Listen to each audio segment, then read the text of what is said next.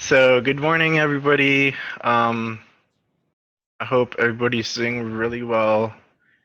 This is just gonna be like our opening statement on part of the Gomez Orthotic team. You see, these are some words that me and Dr. Gomez have thought about very throughoutly, and let's just start with the presentation. Um, so, just to get everything out of the way, thank you for everybody who's accompanying today, with us today. Thanks for all the speakers who accepted our invitation. I would like to send for each to you and your family and friends, coworkers, anyone, and even your community.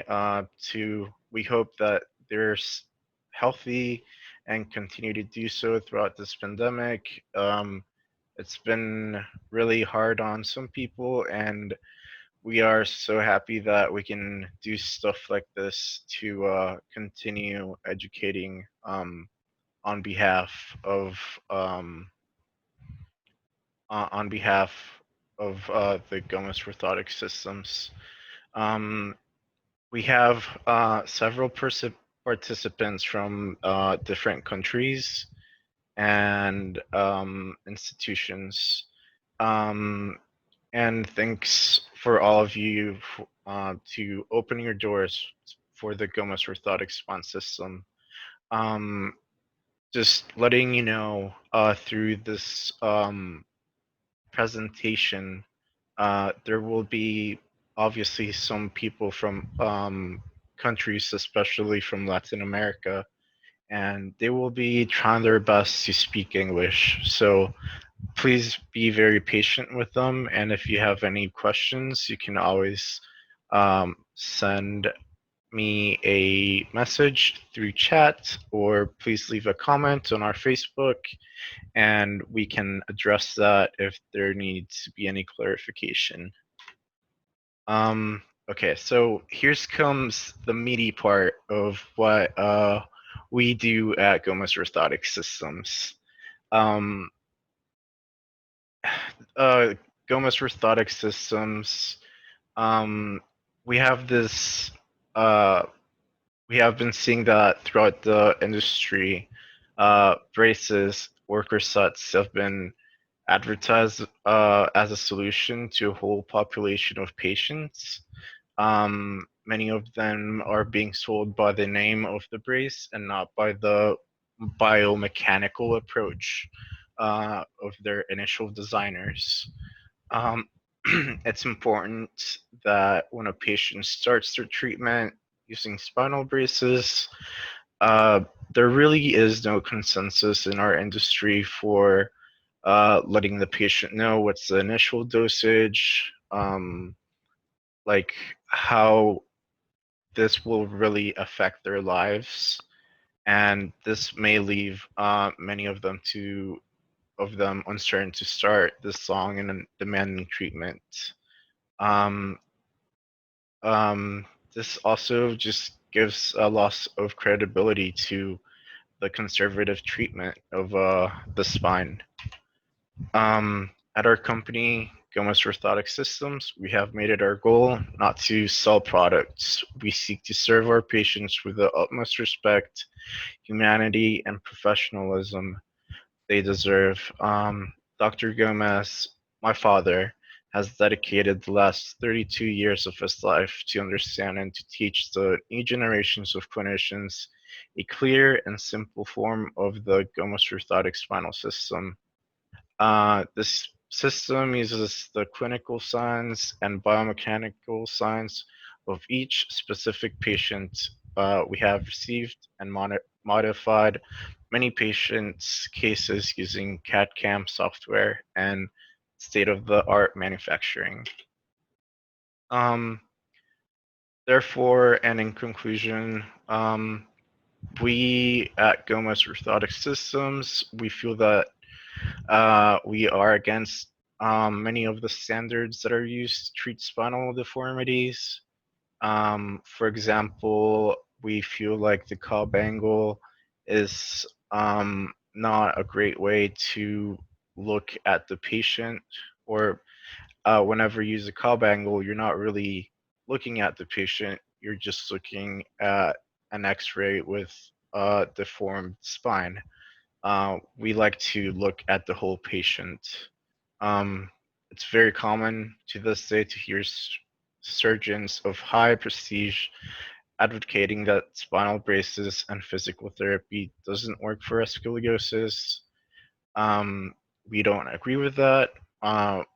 We think that these deformities are complex, not only in structure, but in the daily life of the patient.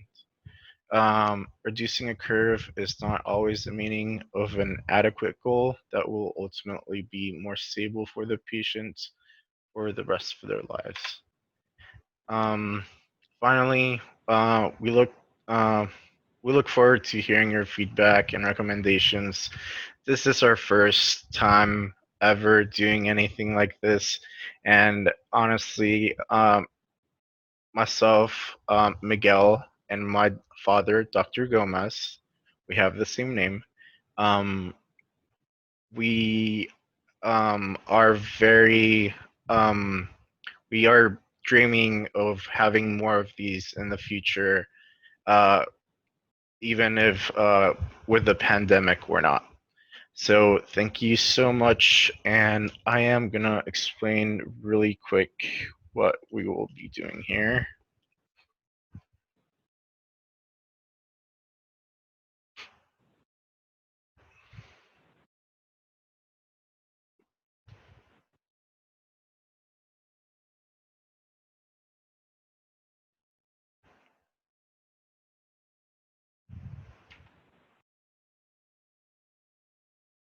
Okay, so really quick, um, the first person who's gonna give their lecture will be Bonnie. Next will be Lance from Mary Free Bed. I'm sorry, Bonnie from Lurie Children's Hospital. Lance. Next would be Lance from Mary Free Bed. Uh, uh, Amit Bonti and Tracy Milton from Comprehensive would be after that.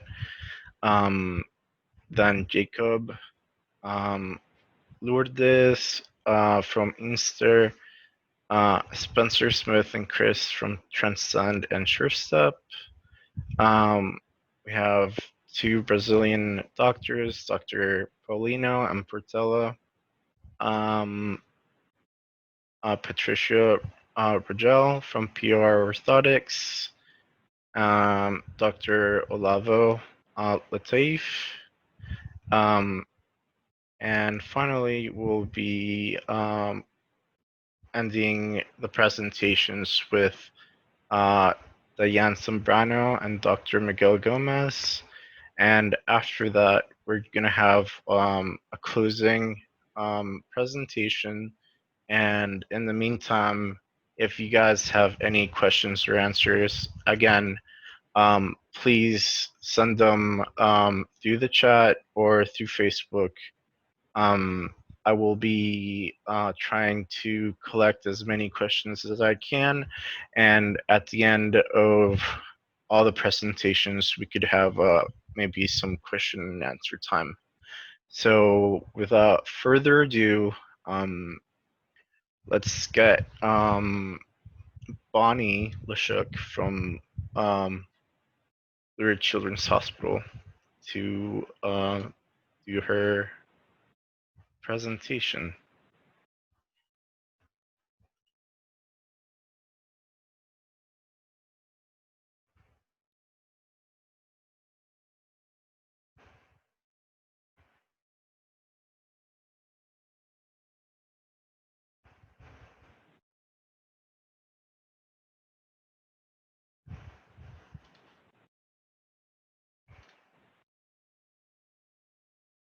Um, Hi, Bonnie. Good morning. Are Yep. you able to hear me now? Yes. My apologies. Thank you so All right. much. My name is Bonnie Leshuk. I am a certified orthotist, and I work at Lurie Children's Hospital in Chicago. We're a freestanding hospital, and our orthotics and prosthetics department has 5 locations, including the hospital. We have a department size of 28 that includes our clinical, technical, support staff, residents, and our leadership. We provide both inpatient and outpatient services across a variety of departments. And we also provide O&P services to our community physicians outside of Lurie Children's. Dr. Gomez has been sharing his expertise in helping me treat scoliosis patients. And today he's asked me to share what I found to be an interesting case. My patient is a 14-year-old male. He has the diagnosis of syndromic scoliosis associated with autism. While he's relatively high functioning on the autism spectrum scale, he does have issues with sensory processing, so he is tactily defensive. And he also has issues with motor processing, which is reflected in some of my photo documentation. He did have a little bit of difficulty with that. His physician prescribed a TLSO for 13 to 18 hours, and the family's initial plan was to have him wear it for 18 hours because they were very concerned about the recent rapid progression of his spinal curvature and several family members being much taller. From his X-ray imaging, we see that he has a 30-degree left thoracolumbar curve from P7 to, I'm sorry, it's blocked off in my screen. I believe it's to L4. And these curves were increased from his previous thumb. His angle of transportation was 11 degrees, and the physician measured his legs via tape measure, more traditional method, and reported no leg length discrepancy. He has a Risser sign of 4, and the patient was complaining of mild lumbar pain at night while he was sleeping, and sometimes in his upper back and neck. And as you can see, his X-ray imaging reflects the curve presentation. But what's most important to notice about this X-ray is how his pelvis is shifted to the right in relationship to his trunk if you look at the 2 red arrows on the right side of the photo. You'll also see that not only is his pelvis rotated in the coronal plane, but looking at the ilium from one side to the other, it's rotated in the transverse plane. So moving on to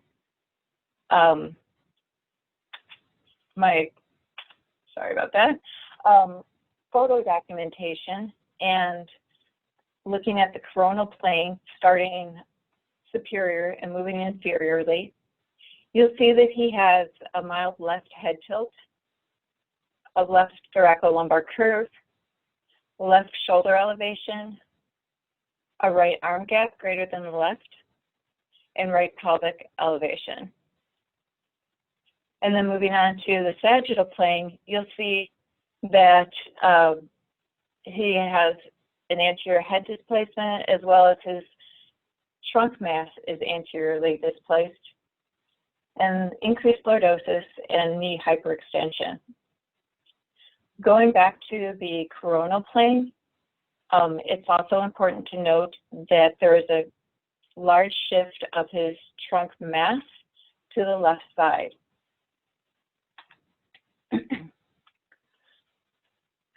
Checking his flexibility, if you look at the far left-hand picture in the left side bend and looking at C7 relative to the central sacral line, you'll see that he has much more flexibility to the left than he does in the next picture to the right. And the 2 far right pictures assess his flexibility in the transverse plane. You'll see that these are not as accurate or do not convey as much information as I'd like to, just given that he had trouble holding these postures while I took the photos and just with the motor planning due to his autism.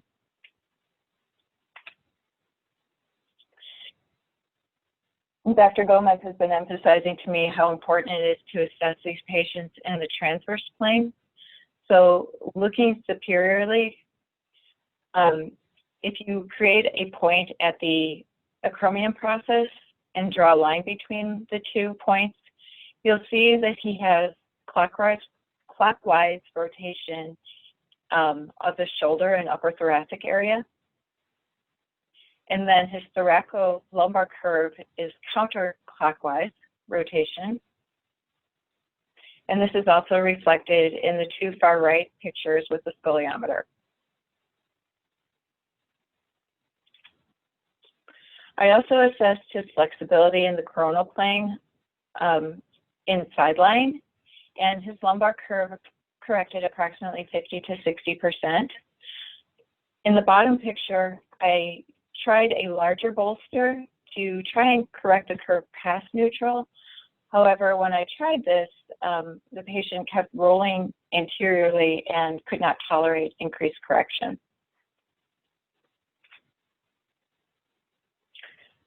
I also documented his correction while lying supine, and you can see in the upper left-hand photo that the trunk mass is still shifted to the left relative to the right. In the bottom left-hand picture, looking at his sagittal correction, I most likely could have provided a better photo documentation of his flexibility by flexing his knees or flexing his hips closer to 90 degrees to reflect that his pelvis is actually could make contact with the bed. Again, because of this patient's motor planning difficulties, I used his mother to help me with positioning and maintaining that position of increased hip flexion while I measured him for a more accurate outcome with the brace fit. Moving on to my outcome with the brace, you'll see that I did have improvement in the coronal plane. We have a more balanced shoulder position and trunk position. But as you can see in the far right picture, the anterior coronal outcome, I still had room for improvement. So I added a left 6mm lift to the left side. This photo reflects the improvement of balance in the sagittal plane. You'll notice that his trunk is more balanced. There's less anterior displacement, and we've removed the knee hyperextension. His knees are in slight flexion now.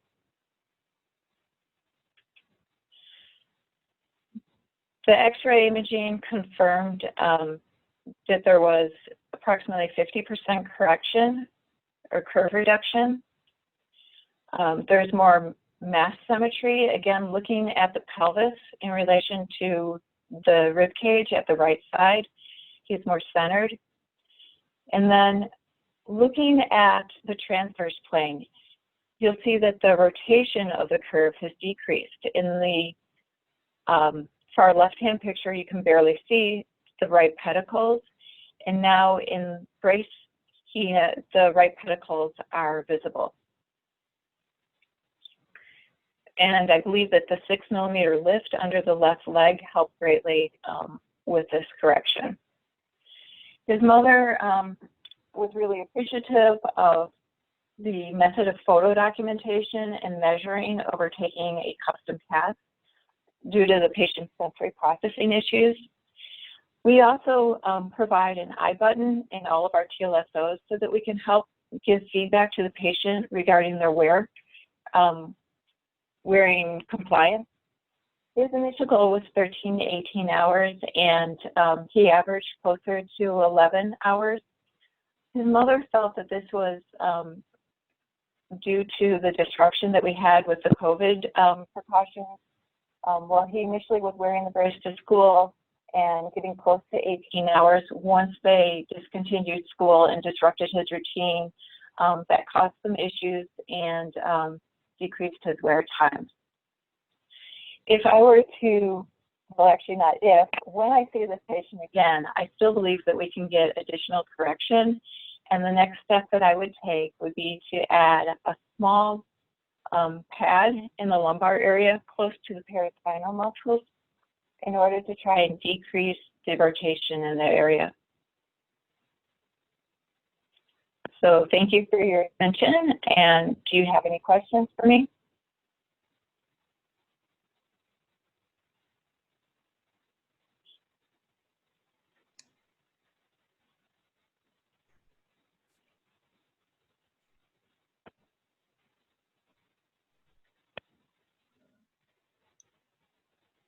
Thank you, Bonnie.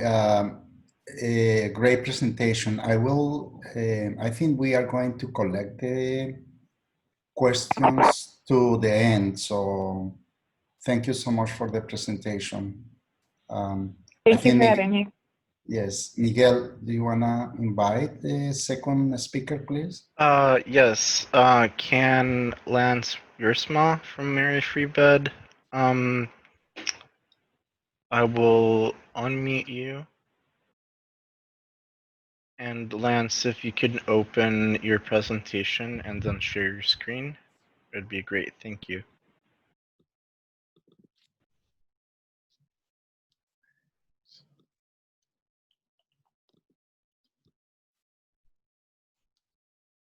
Can you guys see it full screen? We don't see it full screen. We just see it as if we can see the slides. That's when I thought I was prepared. Let's try that again. Yeah, no problem. Well, thanks for having me here today, guys. I really appreciate it. Love using your system. And then let's try this again. Slideshow, play from start. How about that? Is it working for you now?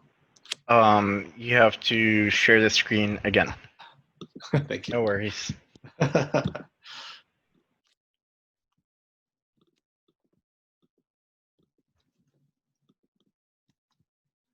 Sorry for the technical difficulties here, you guys.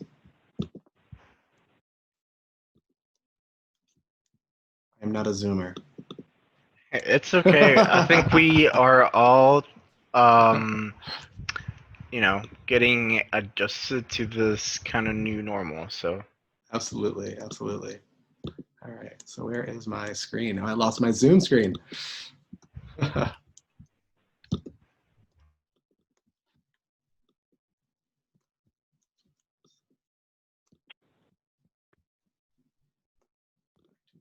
There we go. Getting there, you guys. Thanks for your patience. Try this again. How about that? Perfect. All right, Thank you wonderful. so much. Thank you for your patience, you guys.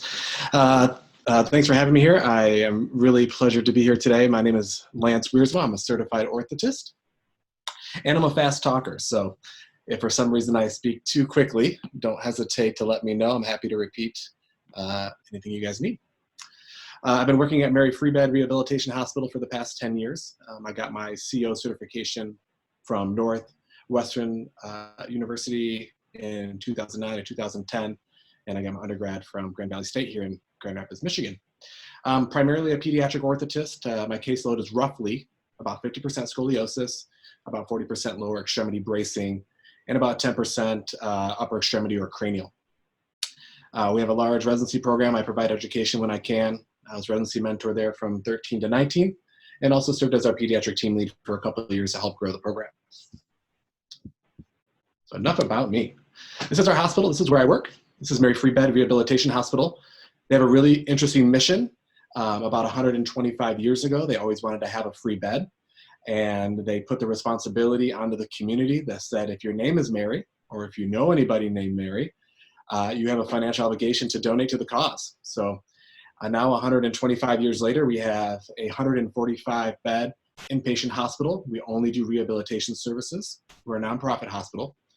We have separate teams for stroke, TBI, pediatric, orthopedic, and multi-level surgeries.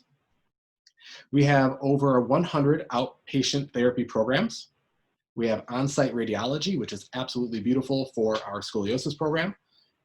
We have a separate adaptive sports department, and of course the traditional building blocks of a rehab team, which is PT, OT, speech, physiatry, recreational therapy, and of course, orthotics and prosthetics plus bionics. We started including the bionics into our name because of all the robotic upper extremity that we've been doing. But our main campus is located in Grand Rapids, Michigan. We have 6 full-time satellite offices. We have an on-site central fabrication unit, which is usually staffed anywhere from 7 to 10 people. We also have a custom seating department, an assistive technology department, and an in-depth residency program. We're currently accepting anywhere from 4 to 6 residents a year, and if need be, a full mobile unit. One thing that we really enjoy having in the past several years is our Schroth therapy program. Obviously, I'm an orthotist, so I'm biased about our bracing, but I really love Schroth therapy. I think it's a great tool that our patients can take with them through their life. So I'm happy to announce that we have 3 trained Schroth therapists that serve multiple locations. We work in conjunction with them and our orthopedic surgeons, and we can do dual appointments if need be, if we have a patient that needs some type of consult for bracing or PT. So today, I want to talk a little bit about my experience with the Gomez system. While I've been at Mary Free Bed, I've used about 5 different scoliosis braces, from the traditional Boston brace to spine core to dynamic movement orthoses, a bending brace, traditional nocturnal bracing. I've used a different version of a Chanot style brace, and then now the Gomez Orthotic Solution brace. Today I plan on talking about 2 interesting cases that I've had. One is a adolescent idiopathic scoliosis patient with a large thoracic curve, and then also a interesting case that came to me, which was an adult kyphosis case. So before I get too far, I want to talk a little bit about what I like about the Gomez Orthotic Solutions brace. Out of all the braces that I've used, I really like the material choices that we have. I love the fact that we can use ethylene and reinforce the orthosis where we need it. I feel that really allows us to capture the body shape better, and it's a little bit more forgiving if the modifications just aren't completely spot on. When I've used different variations of Chanot braces that are made out of 1/8" polypropylene or something similar, what's challenging about that is if the modifications don't match the body type just perfectly, it can be a real chore to modify that brace during the fitting to make it fit well. So on with the presentation. This is our first gal. She's gave me permission to use her images, but I have changed her name. Anyone that has kids has probably seen the Lego movie. This reminds me of Wild Style, so I gave her the name of Lucy. Her scoliosis was diagnosed about 1 year ago. She's 11 years old, 5'4" and 108 pounds. She has a huge amount of confidence and loves to draw and listen to music. So she came to us with this curve as her very first appointment.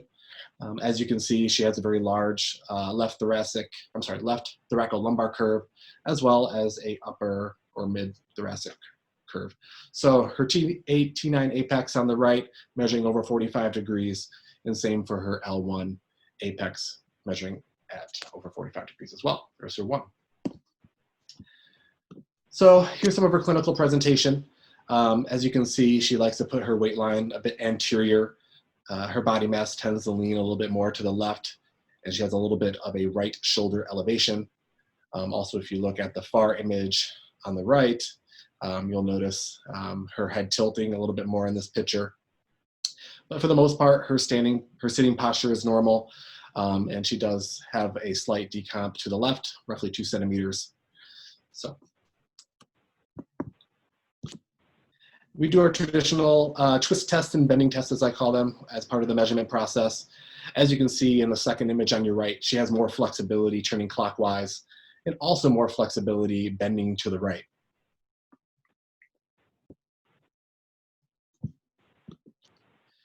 Also, one thing I really like about using this system is that it allows you to use these bolsters, which I'm sure if you've measured one of these, you're familiar with, but it gives not only the clinician, but as well as the family, a visual understanding of how the brace is working, how the pressures are actually going to move the spine.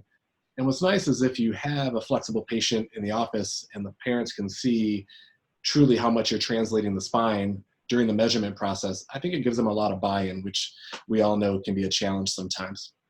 So we have a left lumbar push and a right thoracic push. For my thoracic push, I had it a little bit lower on this patient just because I felt like her rib flare here was really quite prominent. And I felt like that's really where she was translating over to. So as you can tell in this lower picture, my thoracic push is a little bit lower than I typically would have it. This is her on the initial fitting day. As you can see in this picture, she has a little bit of a left shoulder elevation still. And she's still a little bit decomped to the right. I don't modify my braces too much during the initial fitting. I try to really focus on comfort and also trying to give them some verbal cues to start training their body how to settle into the brace a little bit. I don't modify it too much until they come in for their 1 month follow-up. That's our protocol. And we take an in-brace x-ray. But as you can see, the brace is fitting well. It really fits her body well. There's not a lot of plastic hanging off, which is usually a concern for kids of these ages. So this is her inner braces. For this particular patient, which is kind of a common recipe for our local referral sources, is they recommend a nocturnal brace for smaller curves and then quote unquote daytime brace for the daytime. So on the far left, we have her in her nocturnal brace. Those always tend to have really great correction for multiple reasons. I think the longer lever arms really help. But in addition, these x-rays are taken supine, which I think also help the in-brace correction look better. The second image is in our Gauss brace. The thoracic curve really corrected well. We have a little bit of that thoracolumbar curve still present. And as we can see in the x-ray too, we still have that elevated shoulder on that left-hand side. So at the fitting appointment, or at the 1 month follow-up appointment, this is where I like to do a lot of my modifications. So for her, based on the x-ray, this is now looking at an AP x-ray, anterior to posterior. I wanted to find a way to correct that shoulder elevation. And I think sometimes younger clinicians can be a little brave in cutting down the axilla hold on the left-hand side if it seems like it's causing an elevation. But sometimes what I like to do is add an additional 1/2 inch pad on the right side, on the side that is dropping down. And you can glue that into the brace and elevate the opposite side. So now we're essentially causing more traction on the spine and getting it more supported. So the upper proximal circle, that represents where I added a pad. And then in addition, on the left, the left trochanter, I also added a pad to kind of shift her body a bit more to the right-hand side, as you can kind of see in the x-ray. I'm hoping that by adding that pad on that left trochanter and shifting her mass a bit more to the right-hand side, that we'll see that upper thoracic curve, it's almost cervical curve, start to get a little better as we start to shift her body a little bit more to the right. She's been tolerating the brace really well. I was able to be present for her 6 month follow-up appointment with her orthopedic, and her out-of-brace x-rays improved. She now presents with a 33 thoracic curve, down from over 45, and then now a 49-degree thoracolumbar curve. And once again, this is with dual bracing as well as shock therapy. All right, on to my second case. This patient came to me as a scoliosis patient. They didn't have any x-rays with them. She's a 30-year-old female. She obviously has kyphosis, as you can tell from that image there on the right. And then also, she is developmentally delayed and blind. So finally, when I got the x-rays for this patient, I was surprised to see that there really wasn't a large scoliosis curve, even though there was a positive rib hump on the right-hand side. Our main complaint here is going to be the kyphosis. And I believe that this is primarily due to her visual impairments. She never really had a need to lift her head or to interact with her environment from a visual perspective her whole life, and has kind of slouched into this position. Here are some clinical pictures that we took. As you can tell, she's a shorter statured woman. She has a pretty narrow pelvis and then a larger trunk. And this was us on our fitting appointment. We fit her with an anterior opening. We had a sternal extension that kind of came up over the breast area, and then it had essentially a strap up there too to add a little bit more rigidity to that sternal push. So for her, we're trying to obviously extend her back, have her stand up a bit more upright. Due to her really strong kyphosis, I wanted to add some additional straps, and you can see those 1.5-inch tan elastic straps. And I don't plan on making those permanent, but in the beginning I added those as a kinesthetic reminder to help her take her shoulders and roll them up and then drop them back into the brace, and hopefully make that a postural change, a habitual change, than a forceful change. And then she came in 6 months later for her follow-up, and I was really impressed by the results. This was her non-cued, and we can really see some large changes here. So the first thing I really like to mention is just her head position in general. I think she is looking, quote unquote, looking forward a bit more. Her head is more erect. Also, you can tell that the kyphosis has been improved just by looking at the distance from the apex of her kyphosis curve to the posterior aspect of her right tricep, the back of her arm there. And you can see that that gap has changed. And essentially what that means is that we've taken that mass from behind her arm and shifted it forward. And that can also be seen with her chest as well. You can see that her abdomen as well as her breasts are more exposed anteriorly.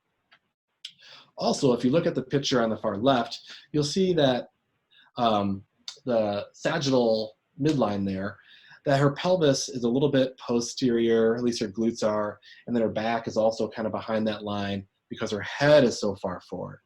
In the second picture, you can see that the head is closer to midline, and then as well as our trochanter is almost right through midline as well. So her posture has been dramatically changed with this brace, and I'm hoping that in the next 6 months or so, we can start weaning her off it to see how she manages without it, to see if these postural changes have been reinforced with the brace or if this is something that she'll need long-term. But both really successful cases for me. I really enjoy using the Gauss system, but what I enjoy more than the brace is the support that we've gotten from the team over there. Dr. Gomez and the whole team has been very supportive, very easy to get in touch with. And we have primarily 3 clinicians here at Mary Free Bed that do scoliosis, and they all just rave about the product, and we're grateful to be part of the team. Awesome. Thank you, Lance, for your presentation. It was very interesting. Yeah, like I said before, I think we're just gonna take questions at the end of all of the presentations. So up next, if you can so kindly share your screen, would be Amit Banti.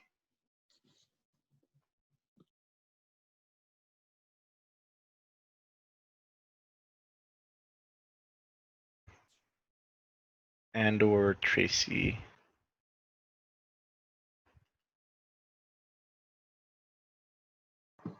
Can you guys see my screen?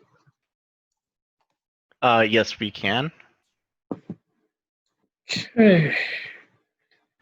Do you mind putting it on full screen as if you were doing a present? There we go. Thank you. All right. Hi, everybody. My name is Amit Banti. I'm a certified prosthetist orthotist at Comprehensive Prosthetics and Orthotics. We're based in Illinois, and I also have my colleague Tracy Melton, who's one of our senior most clinicians and our regional vice president in the company, and sees a lot of scoliosis patients. Just giving a little bit information about our practice. We were founded in 2005, end of 2005, so really 2006. So we're not a really necessarily a very old practice. We're headquartered in Peoria, Illinois, but we have last 13, 14 years grown to about 30 locations in 4 states. We have about 40 certified and licensed orthotist prosthetists on our clinical staff at this point in time. And we have 3 in-house fabrication facilities. We fabricate our own Gomez Orthoses. We have a central fab in Peoria and one in the Chicago area. And again, we believe that service is above everything else. So everything in our practice kind of is geared, towards that philosophy, if you will. But here's what I'm going to do today. I mean, it just shows how many kind of our footprint. But here's what I'm going to do. Tracy is here also, and we had both prepared some cases. So what I'll do is present 2 cases just like the last presenter did. I'll just like him try to speak fast, and see if that's okay with Dr. Gomez and team. Yes, yes, excellent. Yeah, go ahead, Amit. Okay, and another point that I just want to make, I've been working with Dr. Gomez for a very long time. I think probably one of the oldest people, not in age, but in terms of the time I've spent with him, and he's been amazing. I feel that he's one of the mentors that I've had, and not just scoliosis patients, but spine in general. And just like Lance said in the last presentation, they're very easy to work with, very approachable, great communicator. So feel, even though they're not here, but feels like a team. So thank you, and thank you for the opportunity. Tracy, would you like to say anything before we start? Nothing particular, but yeah, thanks for having us, and got hopefully a couple interesting cases here. Awesome. So the patient that I'm talking about, I just put his initials. He's a 15-year-old male with scoliosis, and his initial evaluation was done last year, almost going to be about a year. Height 5'8", 150 pounds. He usually comes to the appointments. His father, fairly cheerful young man. Not very talkative, involved in a lot of sports, and wants to do as much as he can. RISR 3, so essentially towards the end stage kind of presentation, right? So when you look at the clinical signs, right? Of the patient, if you see, the first picture. I'm sorry, this is bothering me. Yeah, when you see when you see these different pictures, right? And the patient does, have a wider arm gap on the right side, shoulders drop, to the right. Patient, essentially decompensate about 3 millimeters, 3 to 4 millimeters onto the left. When you see the coronal central line, there, you can tell that, right? If you look at the sagittal view, we can see the superior border of his ear is shifted anterior, right? Looking at his sagittal center line. So if you see at the blue line, we can see that obviously he's got kyphosis. I think he's got exaggerated lordosis, hyperkyphotic, and the head tilted forward. Again, I was seeing at a facility, usually at most of our locations where we see scoliosis, we have the grid and everything available. This is one place where I've not been able to do that, so I apologize. We do try to follow the protocols as much as possible, but with the experience that I've had with this system, again with Miguel, I think we've done about 600-700 cases over the last 10-12 years that we've been working. So fairly, fairly experienced at doing this. So yeah, it's a pretty interesting case. It's not a crazy curve, but I think where we are at this stage, within the last 8 months, is fairly interesting. When you look at the lateral bending, picture, right? It's very important predictor for flexibility in any scoliosis patient. We all know that, right? Like, the flexibility index, as he likes to call it. As you can see, on the left bending, right? Bending is usually higher. They're able to bend more on the convex side usually than on the concavity or the concave side. So as you can see, the angle there, 35 versus 28, that is there. This patient, interesting to see that the bending location on both sides is different, right? If you see in both the pictures, where he's bending or his lateral bending to the left is happening is quite a bit different, from the other side. We all know, flexibility factor essentially helps us define where to put the forces, right? And we like to look at, and again, something that we have really grown to enjoy working with the system and Miguel is the fact that, we really don't like to look at the x-rays first. Anytime we do these presentations, I don't have an x-ray that comes up first. We really like to look at the clinical signs, the physical signs that are there to see essentially what's going on, right? like we say, you're not necessarily treating a radiograph. You're trying to treat the person and the physical deformity that is there. So I think it's a very important and interesting thing, that a different way to look at these patients. Again, like I said, flexibility index, it's a very, very important piece of the puzzle, trying to understand, what, even to a certain extent, predict, what the correction or the correct shape may look like, right? So I feel, looking at this picture, that I think I've placed the bolster a little bit higher here. I think when I start looking at this picture later on, maybe the bolster should have been placed a little bit lower. We know that the patient has left thoracolumbar curve, so in standing, shoulder will be, accordingly. So we're trying to essentially mimic and try to understand essentially which way the body shifts, how what kind of correction can be expected from a patient like this. As you can see with the bolster, the lumbar area is opening up in a clockwise direction, right? I mean, when you look at the lumbar area below the waist area, it's starting to open up a little bit, and the thoracic in the counterclockwise direction, right? So we can see that. Looking at the red dots, if they were, red, just like some other people, a lot of times depending on what location we're able to essentially use our Sharpies and mark the spinous processes. But just think that, these red dots were those. So you can, looking at these red dots, if they were right at the midline or closer to it, we would say that the flexibility index maybe about 50%.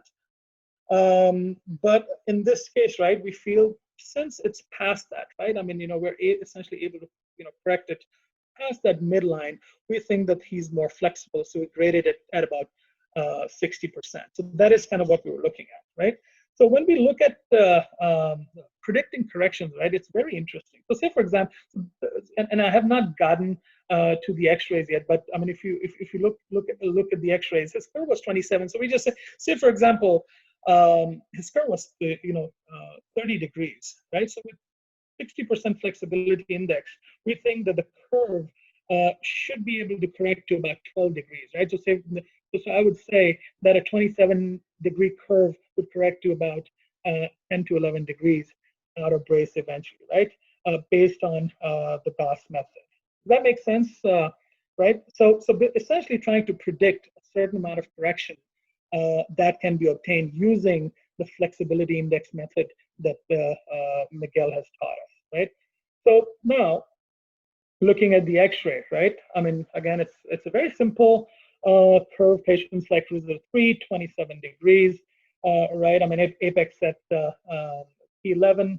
It's a thoracolumbar curve. Majority of the curve essentially is in thoracic area, but is the inferior endpoint is L1, so that's why it ends up being a thoracolumbar curve, right? Severe sacrococcygeal angle, I mean, something that we always look at. Obviously, sagittal plane is the one that plane of attack. The first plane of attack, we always talk about it.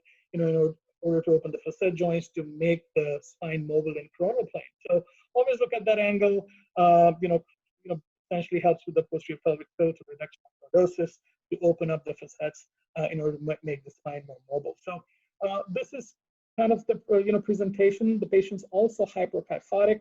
A lot of times, that's not what we see, but again, this was a fairly interesting case in our that we saw. Again, just talking about the importance of taking good measurements. So just shows the measurements that we took, and we always like to take the measurements with almost like a corrected measurements with proper positioning and distraction, right? So making sure that we capture the measurement this way, as you will get the most elongated shape, right? I mean, if you don't do that, if you don't do the distraction, then your measurements tend to be a little bit short. So I think it's very, very important that we do that. So this is that initial fitting. Nothing significant that we see. I did see that His right shoulder was a little bit higher at this point. When we saw that, I don't exactly remember what changes we made. I might have trimmed the right side a little bit at that point. But if you see on the second the second picture from the left, the correction or the force that we are putting in that region, right? I mean, you see that the patient's able to tolerate quite a bit of force, quite a bit of force in that region, right? I mean, we had predicted a certain amount based on the flexibility index, but we can see that there's quite a bit of force that he's able to tolerate. In third and fourth picture, you can see the sagittal alignment and his position of head or his superior earlobe is much better due to the shapes, the correction that's being imparted by the orthosis.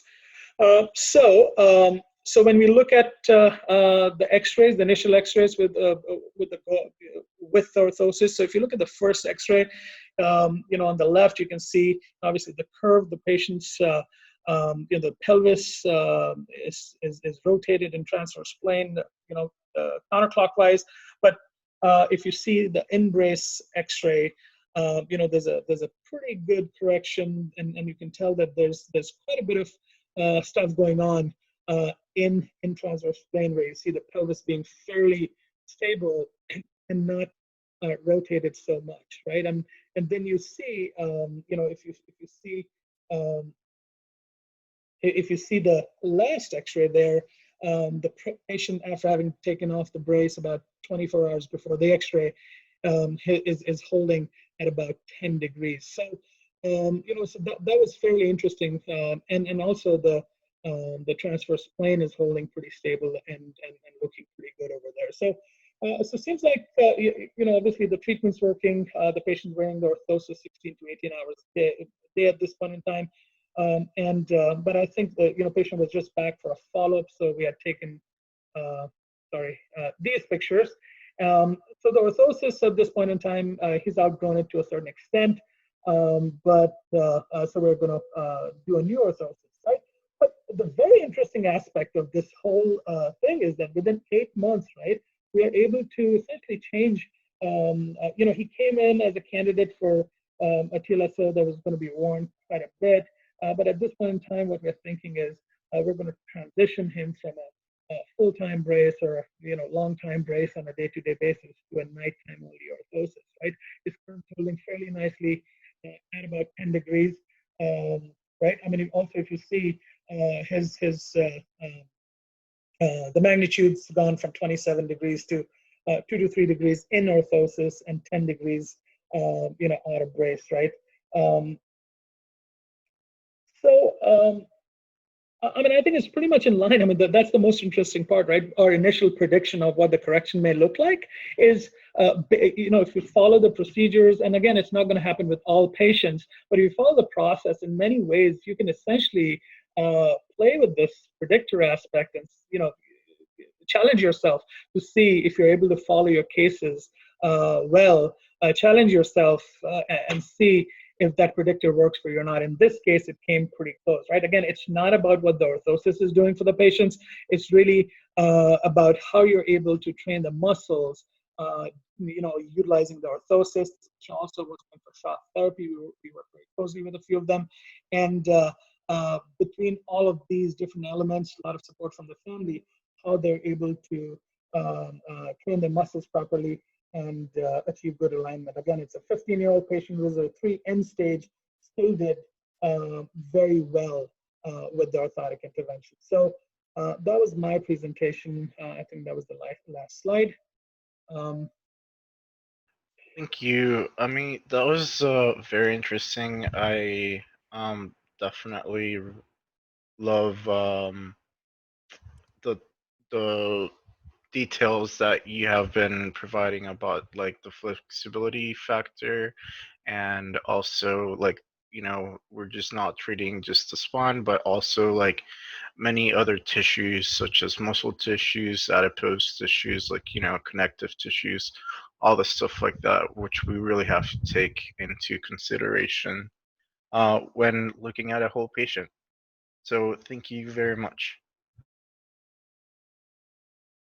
Tracy, do you want to pull your case up? Yeah, I can share my screen, and I've got a couple I can run through real quick. Perfect.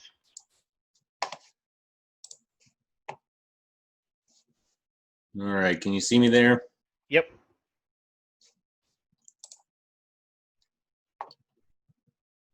All right. So a couple quick ones. Thought they were both interesting. So this is a 9-year-old male here.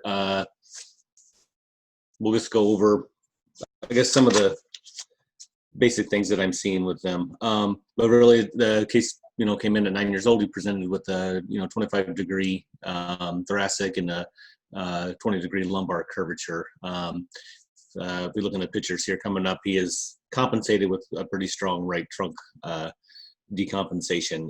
Also noted that he had a initial diagnosis as well as with spinal dysplasia. Sorry, my pictures are a little distorted, but you can see the kind of severe trunk, decompensation here. But overall, he is, compensated, at C7.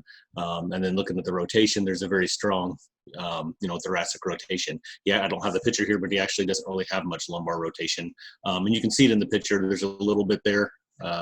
Picture on the left, you can see the shadowing, but it's not real strong. So we, made his brace. His initial in brace is on the left, and you can still see he has this tendency to decompensate to the left, even before we had the bracing, like we see here. He's compensated in this picture, but when he relaxes, he does tend to decompensate to the left. So we got the initial brace, and then we work with this for a while, and through follow-ups, keep working on adjustments and different pad placements and things like that to try to continually improve their spinal balance. So after a number of follow-ups, at about a year's time, he's grown. He's still wearing the brace. His spinal balance looks much more improved. He doesn't have the tendency to lift or to kind of shift to the left like he was before. And actually, the doctor he was working with at the time decided to discontinue brace after about a year and 3 months because his spine had improved with his outer brace x-rays enough to, he didn't feel that it was warranted anymore.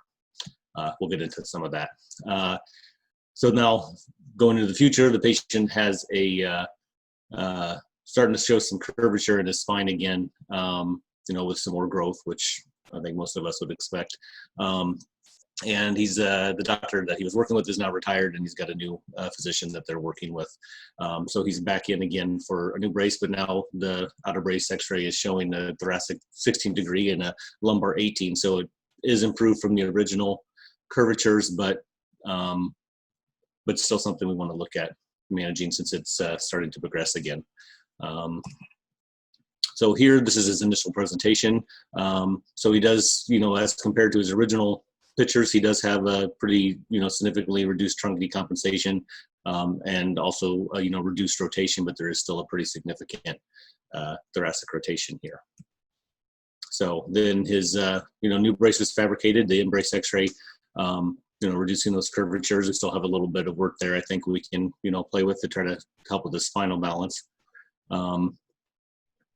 But much improved. He's a very good brace user, so he's using this pretty well all the time. And this was very recently. So he's got his in-brace x-ray and his current out-of-brace x-ray. He's maintaining more or less his in-brace curvature, or very close, when he's out of his brace now, which is what he did initially and why the doctor initially took him out of his brace. But as he grows, he continues to kind of progress. So our treatment at this point is just to maintain the support and correction as he's growing, so we can, keep his curvature doing better. So, and then there's our comparisons, kind of the initial, evaluation and the evaluation for the second brace. So he's improving as he grows with the use of the Gomez system. And then there's his initial curvature out of brace and his current out of brace. So he is actually improving as we go with this. Okay, if we've got time, I can do a second one real quick. Same kind of thing.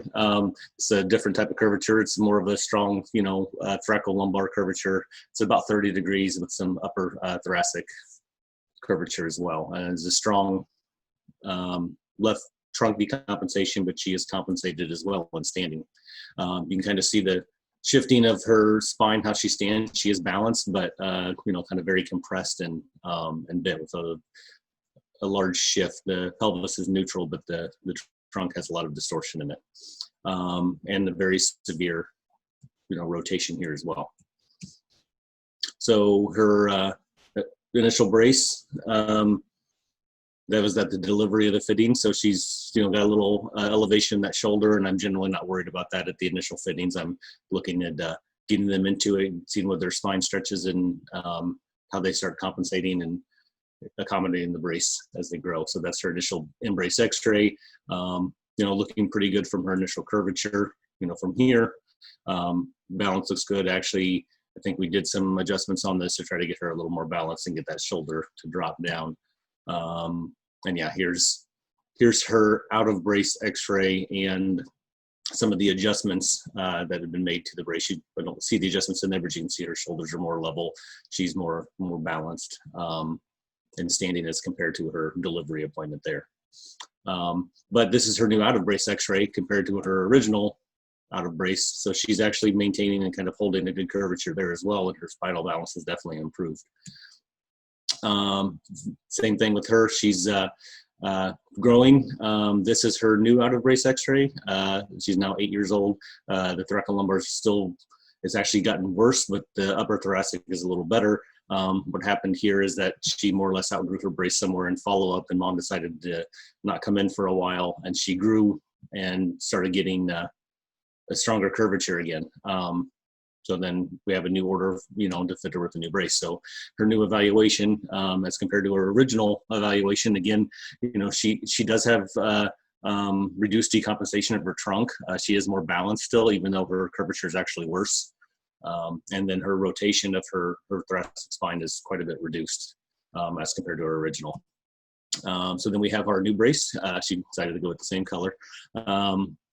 But we've got, you know, good support. Again, you know, that shoulder shift, I'm not usually too worried about an initial fitting. I'm waiting to see kind of our x-rays and our balance and follow up to see how she's doing. So this is our new in-brace x-ray. This is actually very recently. I don't think I've seen her for follow-up since her new brace yet, so we haven't even made adjustments to help with her balance. But her spine's, you know, very straight in this. She's very good at wearing it. And now that she has one that fits again, I think we'll be good with this, and we'll make some adjustments as we go and keep her balanced and supported, and you know, hopefully see that her spine is able to maintain some of that correction out of brace again. And that's just some of the comparisons of her spine with the rotation and that between, you know, the first TLSO being made in the second. So she's definitely improving as we go. And those are the cases I had there. Thank you. Awesome. Thank you, Tracy. That was really nice.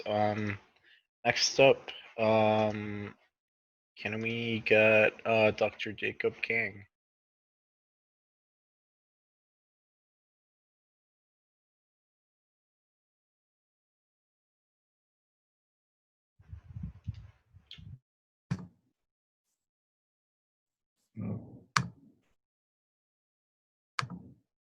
Okay, thank you. Can you guys see the screen? Yep. All right, excellent. So thank you for having me. My name is Jacob Kang. I'm a chiropractor. I work in Toronto, Canada, and I specialize in conservative management of scoliosis.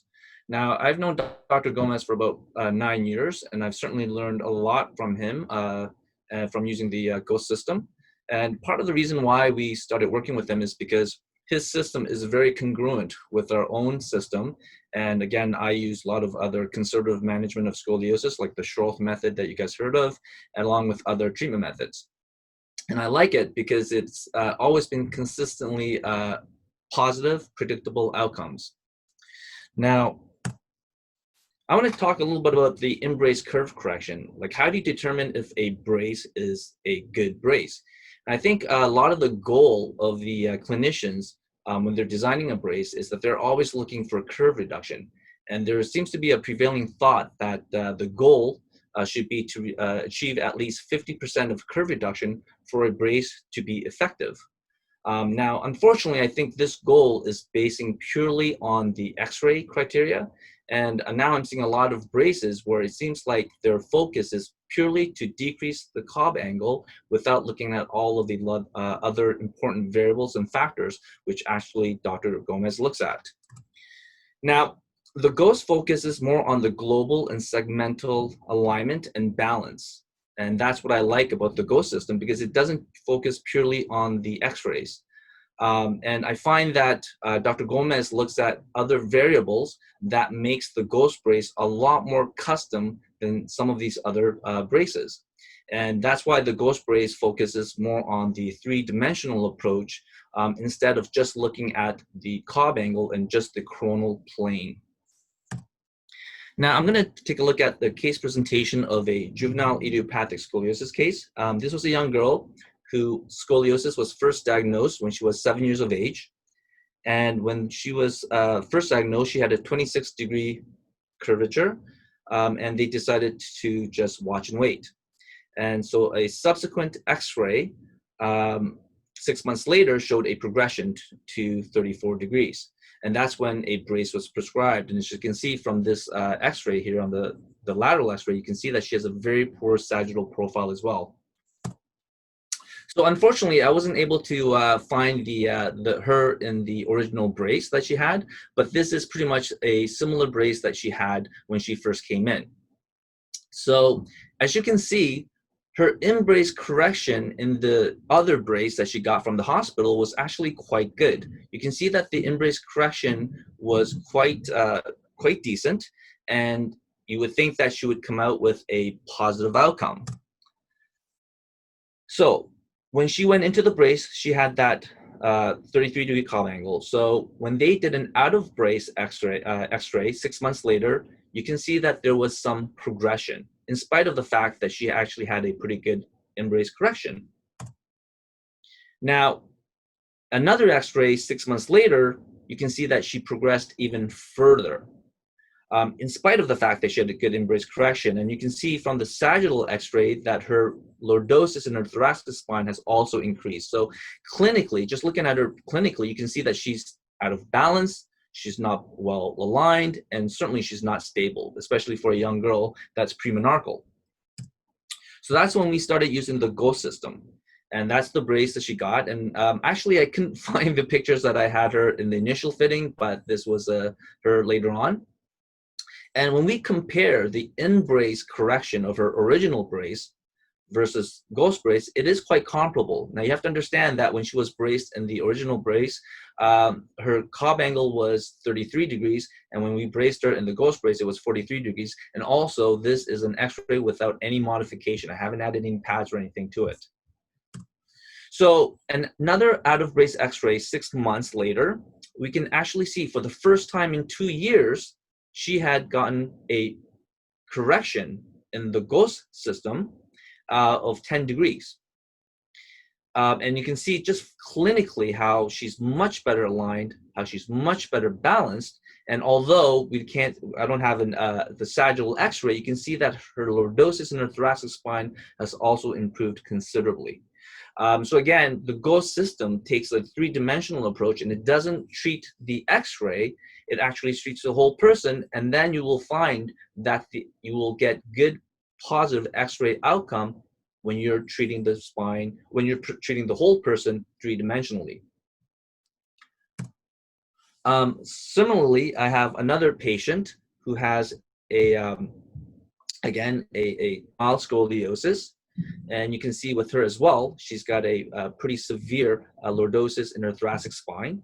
And again, with the GOES system, we see a good correction in the coronal plane as well. When you look at the sagittal X-ray, you can see that she's starting to improve sagittally as well. And that's it. Thank you.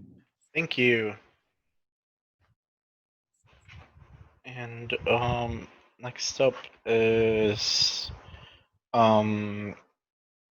Lourdes Barquita from Inser in Brazil.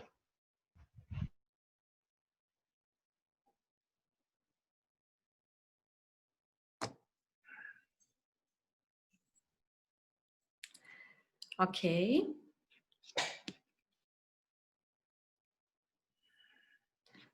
Okay, it's okay. Yeah, can you make the presentation? Yeah, there we go. Thank you. Okay. Hello, everybody. My name is Lourdes Partica. I'm a physiotherapist in Brazil. I would like to thank the invitation, and I will present a case of early onset scoliosis. Patient, 6 years, male, 2 years and a month, age initiation of the treatment, diagnosis at 8 months, initial X-ray, left thoracocervical curve. 6 months with a brace, already used 4 braces gauze. 23 hours brace use time and physiotherapy once a week by gauze systems.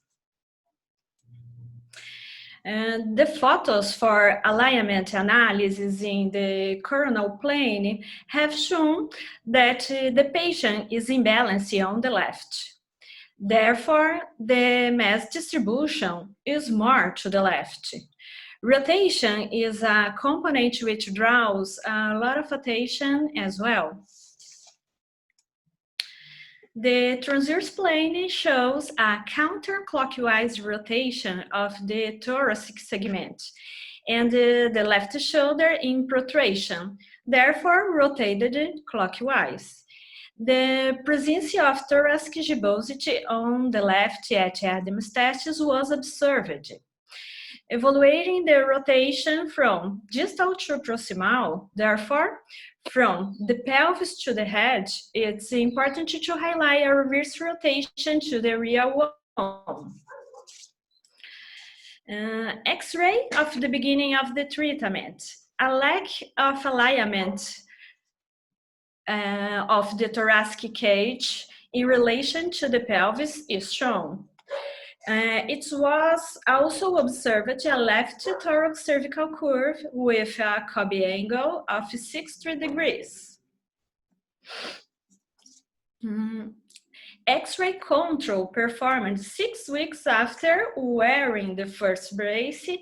It's possible to visualize a more balanced torso. It's important to note the angulation of the ribs both on the convex and the concave side. Looking at the Meta's angle, it's significantly higher on the X-ray without a brace. The ribs angulation has changed with the brace. It's very important to apply in physiotherapy the rotation issue in this case.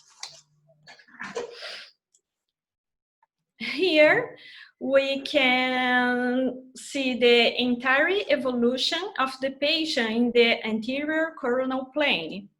In the second picture, the patient had been wearing the brace for 8 months. Significantly improvement was seen both in the left imbalance and in the mass distribution. We are facing a quite aggressive curve, but is keeping stable. In the sagittal plane, we can see the change the patient had been presenting. There was an improvement in the rotation of the thoracic region, improvement in the protrusion of the left shoulder and the lumbar hyperlordosis. In the posterior coronal plane, the improvement in the alignment is evident. There was also an improvement in the rotation and the scapula alignment. Evaluating the transverse plane, we can notice that both the pelvis and the thoracic region are counterclockwise, and just the shoulder clockwise. Due to pelvic and thoracic rotation in the same direction, the mass distribution on the left is maintained. According to the measurements obtained from the scoliometer, we are managing to keep the rotation measurements stable. The key factor is to assess the curve flexibility. It's possible to observe that even the patient wearing the brace for 23 hours a day, the flexibility can be kept and also increased. It's attributed to the physiotherapy and the brace. Here we can see the global alignment sun of all planes, that what is taught to the patient by the sun of the brace plus exercises. The patient is better aligned regardless of the curve's reduction. It can be seen with or without a brace. We can note the improvement in the global alignment even without the brace. We can see here the patient's X-ray evolution. From the beginning of the treatment, we were able to notice an improvement in the Kobe angle, in addition to other items which had already been approached. In X-ray analysis from the beginning of the treatment up to today, we are able to change the apex of the curve in relation to the central line. It shows the good balance and the curve stability. A compensatory right lumbar curve is seen to balance the left thoracic curve. It's important to make it clear that the patient had already had surgical recommendation in the beginning of the treatment. However, we have been keeping him stable for 4 years. It's important to emphasize the association between the physiotherapy and the use of the brace. We do believe in it. Specific exercises for scoliosis are applied and we treat the patient individually. The patient must understand the deformity and what has to be done to correct it. Audio-visual resource can be associated in order to make the therapy more playful and to keep the patient compliance.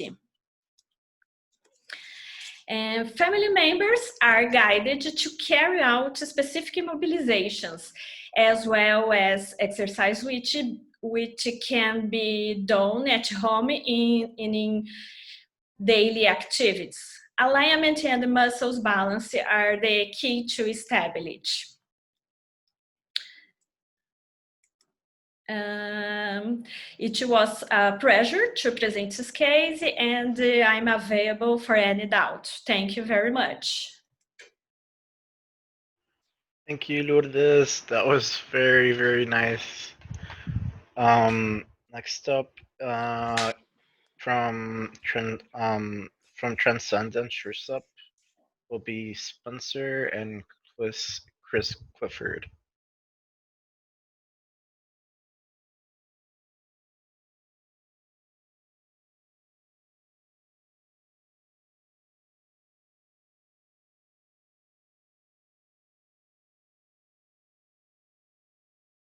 Okay, there we go. Thank you, Spencer.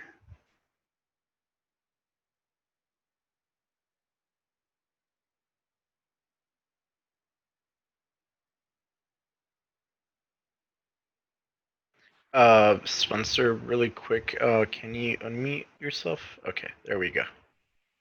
All right, can everybody hear me? Yes. Okay. My name is Spencer Smith. I am just a little bit about me. I am the practice manager and one of our regional managers at Transcend. We worked with Dr. Gomez for quite a while. Had him down to Houston quite a few times, and just really enjoy this system. We used to be called Midwest Orthotic Services. We rebranded about a year ago, so Transcend is our new name now. And then SureStep is our central fabrication, the name of our CFAB. So Chris will talk about that in just a minute.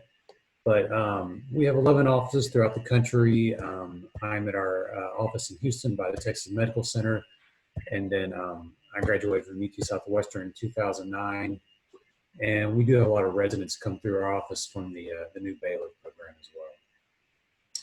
All right, this will be a real quick presentation, and I think it was maybe Amit that was talking about earlier, but we see a lot of patients at clinics or hospitals, and this was in a hospital room. So these pictures aren't great. There's no grid or anything, but this case will hopefully show you what what can be done with little resources when you have to. So you can see this patient is obviously very, very decompensated. You see a pretty big arm gap there. This is a 19-year-old patient that, real interesting case. She was a traumatic brain injury at 10 from, I think it was a near drowning accident. And the case manager or maybe the police found her in her home, completely abandoned by her family. And there's definitely some, she has some mental retardation. So it was a very, very sad case, but she's a great girl. She was very easy to work with. But things like tying her shoes and just basic processes were hard for her to follow. So my main concern going forward is just follow-up care. But initially we had a really good outcome. So you see here from posterior view, she has a pretty good sized leg length discrepancy on the left side. There's definitely some hip asymmetry. You can see some rotation in the coronal plane and thoracic spine, and in the pelvis. Looks like she's got some clockwise rotation. And you can see that left side, like I said, the leg length discrepancy there. We did end up doing a shoe lift on the left side. Had her do some bending here. You can really see her bending into the concavity of the curve here versus right there bending against that. You can see how less flexible that is there. And kind of that almost really kind of accentuates the leg length discrepancy as well in that picture. We did take some side bending pictures. You can kind of see the flexibility. And going into this appointment, I didn't know what it was. I didn't have any of my bolsters with me or anything like that, but still were able to get some good pictures. And this is one of those cases that Dr. Gomez and his team really makes you look good based on what you give them, making a brace from measurements and pictures. I'm sure everyone that probably has a case like that.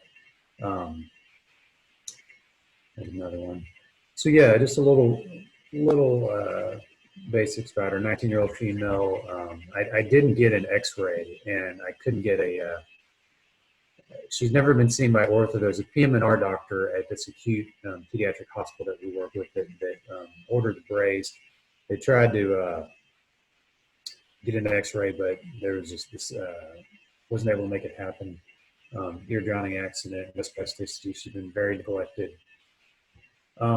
So here's just a really good, and she could give me permission to use her pictures, but the biggest thing you see is, you see how much more balanced she looks. You can see the arm gap and how much better compensated she is on the in brace versus without the brace.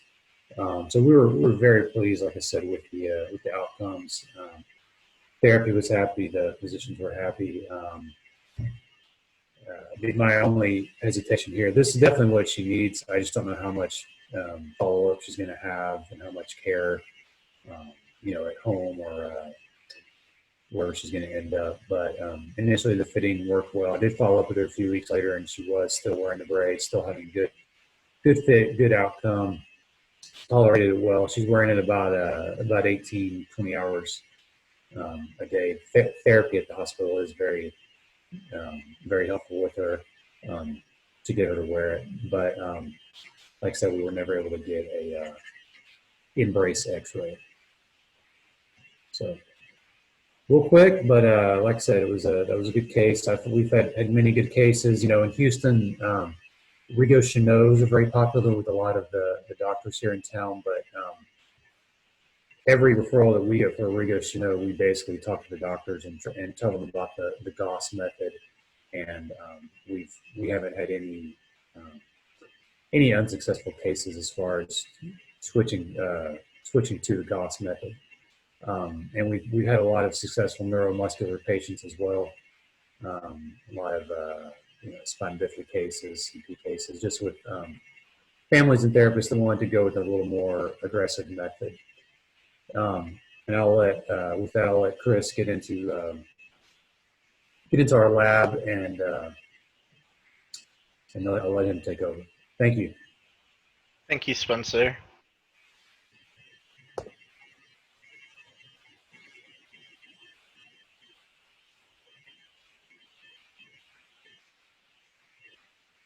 Dr. Gomez asked me to speak about just the lab, and I get sharing.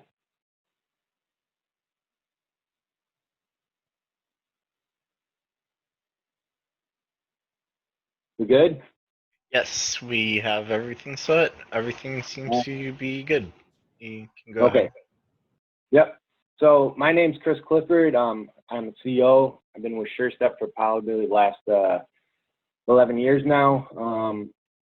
And my main role in the company is just to be a liaison between the lab and practitioners. SureStep is a fully functional central fabricated facility. We're located in South Bend, Indiana, and the lab is about 6,000 square feet. Currently, we are employing around 55 technicians who specialize in one area of the fabrication process. This allows them to become really proficient in their area of in the fabrication process.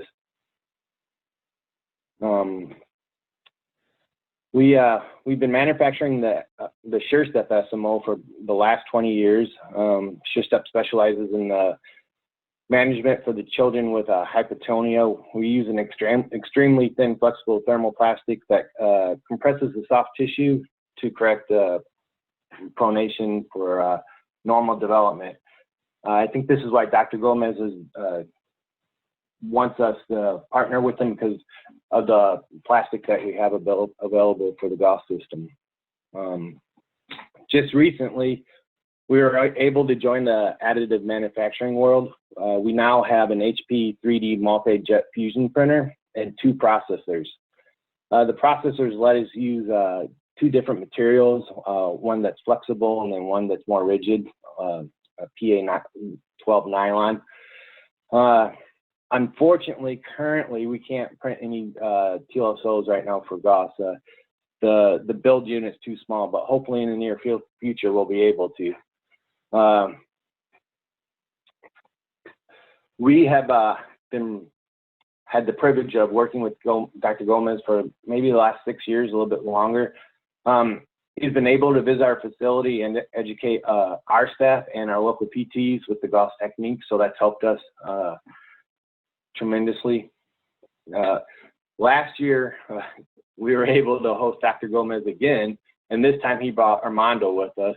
And Armando is Dr. Gomez's head technician in Colombia. So Armando stayed with us for about a week or so, and then helped our technicians hone their skills and become more proficient. And this picture is Armando and then Mitch. And Mitch finishes all our Gauss TLSOs. So we have one guy finishing them to help with quality and fix any problems that are brought up. But recently we've had to, due to the virus, we'd split the guys up into 2 teams. So there's an A group and a B group. So, but last week we're back on track to full staff, and everything should be back to normal. The lab utilizes the 3 7-axis robots for carving. SureStep was the first orthotic manufacturer to use the robots. The 7-axis carvers help us help us with fabrication time and better quality. Once you send your patient information to Dr. Gomez with all the pictures and measurements, Dr. Gomez and Miguel review the cases. Once they review the cases, they send us a prescription form and an STL file. The STL file, we use the cards of the patient model, and then on the prescription form, Dr. Gomez tells us what reinforcements to use, where to put them, plastic type, pattern. This is helped us with fab time, just because we're not shipping around a cast or anything like that, and it speeds up the whole process. Uh-oh, I messed it up. Oh, so we're able to use two different types of plastics. We're the standard MPE and then our SureStep plastic. We can use a 3/32 or 1/8, and that the way to select those plastics is just to have a conversation with Dr. Gomez, and he'll decide which one is the best and beneficial for your patient. That's all I have. Thank you.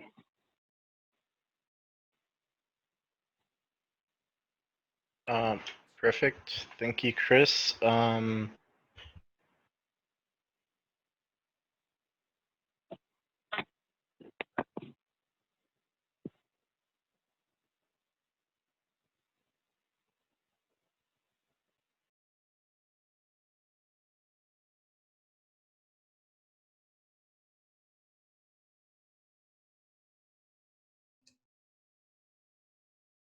Hello, Miguel.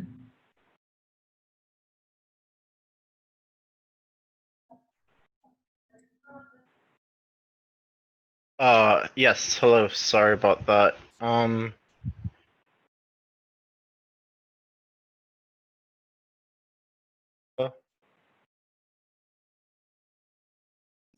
Yes, Miguel, you are on.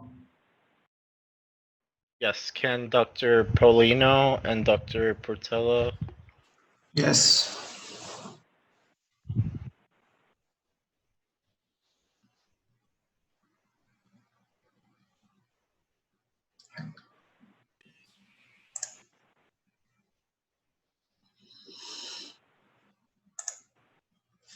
Okay, perfect. Thank you so much. It's okay. Hi, everyone. First, I'd like to thank Dr. Gomez to invitation for this symposium. Thank you, Dr. Gomez. We can share our experience with the Gomez system. We are in João Pessoa, in Brazil. Our clinic is Orthopedica. We are a specialty clinic in orthopedics, and you have the different areas of specialists in orthopedics. We have a group for spine surgery. Dr. Josemi Paulino is a orthopedics and spine surgery member of the Spine Society, Brazilian Spine Society. Me, Dr. Luis Portela, I'm an orthopedic and I'm a specialist in spine surgery, and I'm a member of the Brazilian Spine Society. Dr. Camila Maribondo, she is a spine surgery too. And we have a team of physiotherapy, Dr. Ana Cecilia, Dr. Andrea, and Dr. Jânio. Everyone works with the SIAs and Chirot methods for exercises. We would like to share our experience with the treatment of idiopathic scoliosis, like a spine surgery. In Brazil, the most of the spine surgeries, they use this protocol to treat the patients with scoliosis idiopathic. So patients below 20 degrees only observe, between 20 degrees and 45 degrees use the brace, if the scoliosis is growing up. And the patients with more than 45 degrees, we indicate the surgery. And this is what we have in the most of the Brazilian spine surgery. So for the patients with 20 degrees to 45 degrees, we use the Milwaukee or the Boston brace. And if they are more than 45 degrees, we use indicate the surgery. But we ask for ourselves why I have to do the surgery for these patients. The most than our patients with 50 degrees, 45 degrees, there is no pain, no function loss. So we ask for ourselves why I have to do the surgery for these patients. So when we know about the Gomez method, we have a patient that went to Florida, Tampa, for a consult with Dr. Gomez, and come for our clinic with a different result than we have seen with using another kind of brace. So we went to Florida to know Dr. Gomez, and in July 2018, Dr. Gomez came to João Pessoa for the first time, and you will know we did a symposium here in João Pessoa. We did the training for the method, Gomez method, how to take the measurements, how to all methods of Gomez treatment. You made the protocol on how to take the measure, and what's necessary to monitor these patients. We have how to learn how to play a table tennis with Dr. Gomez, and this is our team here in João Pessoa. I think one of the most important things with the Gomez method is to give our patients another possibility to treat the idiopathic scoliosis without the surgery, for that patient doesn't want to do the surgery. I will show two cases. This is the first case. It's a young girl. She was 14 years old in the beginning of treatment. It's a soft case of scoliosis idiopathic. She was 30 degrees of lumbar scoliosis. And this is the picture with the beginning of the treatment, the first brace that she used. And this is the final brace, only to sleep, the nighttime brace goes. And she, in the first picture, you can see imbalance for the lefty, and we have a correction of the alignment of the lumbar and the thoracic spine. This is the X-ray to compare the beginning and the end of the treatment. She was 30 degrees and decreased for 16 degrees. But I think the most important, it's not the X-ray, but how the patients, the clinical patient seems, and how she feel. She's has a good alignment. This picture, you can see the follow-up of this patient. Another case, a harder case, more strong scoliosis. She has a 55 degrees of thoracic scoliosis and 47 degrees of lumbar scoliosis. That patient had the indication for a surgery, for a treatment surgery, but her mother doesn't want to do the surgery. So she go to another doctors to ask about the treatment, and everyone indicate the surgery. When she came back for me, and we indicate for a Gomez system, she had a complication with a pressure ulcer, and she had to discontinue the use of the brace for some months. But she go on with the treatment, with the exercise, with our physiotherapy, and today she is very happy, and we have a good result with a patient who was indicated a surgery. She used the Gomez brace, do the exercises, and now today she's in balance, alignment.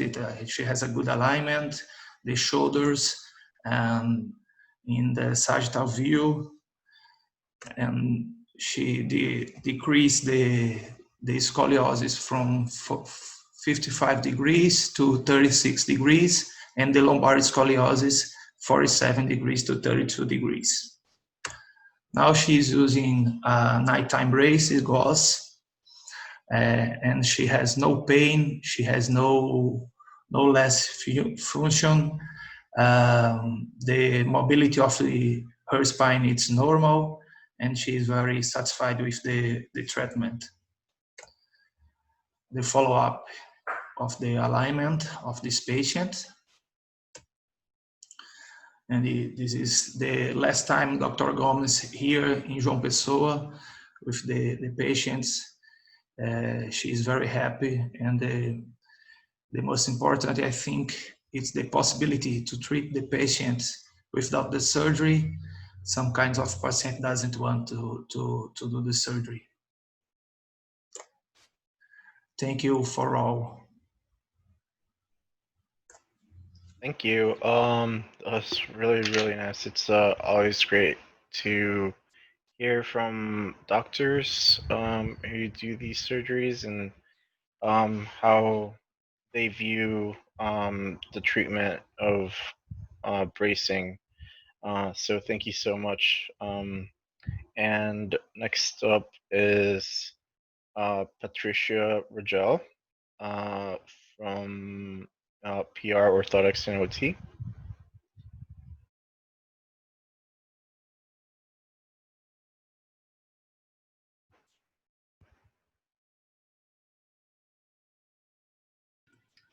I'm sorry.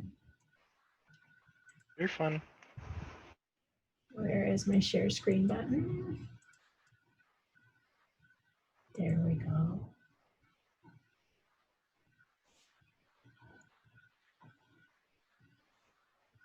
Okay, can you see? We can't see your shared screen just yet.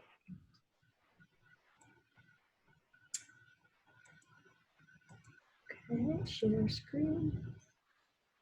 Is it sharing now? I'm clicking it. No, it doesn't say, or it doesn't show.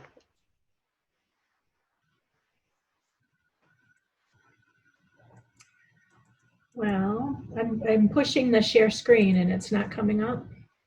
I do have your presentation if you just want me to open it for you. Let me try one more time, Miguel, because I've updated it since I gave it to you. I'm so sorry. Why it's not.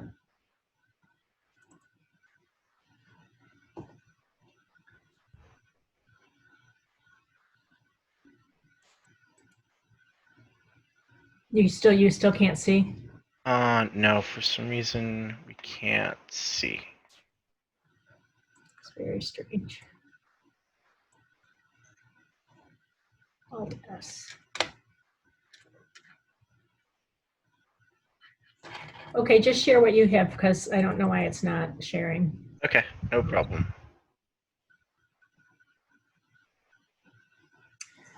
So my name is Patricia Rohal. I am an OT and an orthotist. I worked at one of the local children's hospitals for 20 years, and 2 years ago I decided to open my own pediatric orthotics practice. I had the pleasure of having Dr. Gomez's daughter, Paula, as one of my residents when I was at the children's hospital. And with that came a few visits from Dr. Gomez to teach us his system. I estimate I've seen 150 patients for a number of braces. Some kids are on their 4th or 5th brace. And so I've probably been doing the Gauss system for about 6 to 7 years. Recently, I changed the name of my company. Was originally PR Orthotics. People were confused by it, so we've just changed the name to Chicago Pediatric Orthotics. Next slide. So I'm going to give you 2 cases really quick. This is a little gal. She's 6.5 when she got her first Gauss brace. She got a pretty modest curve progression for such a young girl. You can see the rotational difference in her shoulders, with her right shoulder being anterior to the left. In the sagittal plane, she's got a flattened lordosis and kyphosis with a very anterior head displacement. Arm gap, she's just stiff all over. Next slide. This shows her anterior trunk rotation at her initial evaluation and then her more recent evaluation. So her rotation is stable. Next slide. So she was a little bit late with getting her second brace because of this whole coronavirus madness. But you can see the radiograph shows significantly improved curve correction with the use of her Gauss brace. She's only been wearing the brace nocturnally. That was her doctor's prescription. And with that prescription, she's done quite well. What's more stark to me is just the improved comfort and posture that you see with her shoulders being more symmetric, her whole trunk being more symmetric and balanced. Next slide. Every patient I see gets a compliance monitor. This shows that she's been wearing her her brace consistently for 12 hours a day as prescribed by her orthopedic surgeon. Just an FYI, I use the L code L0999 I-button compliance monitor, and I've been getting coverage from insurance about 40% of the time. Next slide. So again, this just shows you the improved curve progression from her onset of treatment to today with only nocturnal use. Next slide. The next case is a girl who is 3 to 4 months post-menarche. She's a Risser 2 to 3. Her curve magnitude is 45 degrees, and the doctor has begun the talk about surgery. He just said, well, let's just try a brace. She did have an MRI to rule out tethered cord or other anomaly or pathology because of it being a left-sided curve. Next slide. So here she is. She's decompensated quite far to the left. She's got a little bit of a pelvic obliquity. Her coronal plane is pretty bad, but her sagittal plane, you can see she's got a significant hyperlordosis. Big arm gap on the right versus the left, a lot of rotation in the pelvis. Next slide. So this is just from her initial evaluation. You can see the lateral displacement of her thorax over her pelvis to the left. In the sagittal plane, you can see the highly pronounced lordosis, knee hyperextension going along with that. Her scapular symmetry is quite significantly asymmetric. Her waist crease is off a lot. You guys know all this stuff.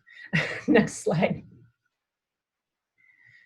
So this is probably my favorite slide. If you look in the picture, third from the right at her initial evaluation versus when she came in just for pictures last week, her spinal alignment is very, very improved. Her head's more centered over her pelvis. Her arm gap is improved. Her scapular symmetry has improved significantly. The far left is a picture of her in her brace. I don't get concerned about the shoulder height asymmetry because I don't think it has a big difference. You can see when she's out of the brace that it's improved a lot. Next slide. Her lordosis has improved somewhat compared to the beginning. You can see her initial radiograph, a picture of her in brace now, and out of brace, and then out of brace correcting her lordosis independently. She also has a lot of gluteal tissue, I think, that exaggerates it, but it's significantly improved. Next slide. So the left is the beginning. The middle is her in-brace correction, which I was happy with, but looking at this now, I see where I can put a little bit more of a pad in there. So when I follow up with her next week, I'll do that on the left side, and we can probably get close to 100% correction. Her curve has improved from 42 to 35. This has been approximately 6 months of treatment. The doctor is no longer talking surgery at this point with her. Next slide. She's very compliant. She wears her brace 20 hours a day. And that's it. All right, thank you, Pat. That was great. And give me 1 second while I unshare my screen.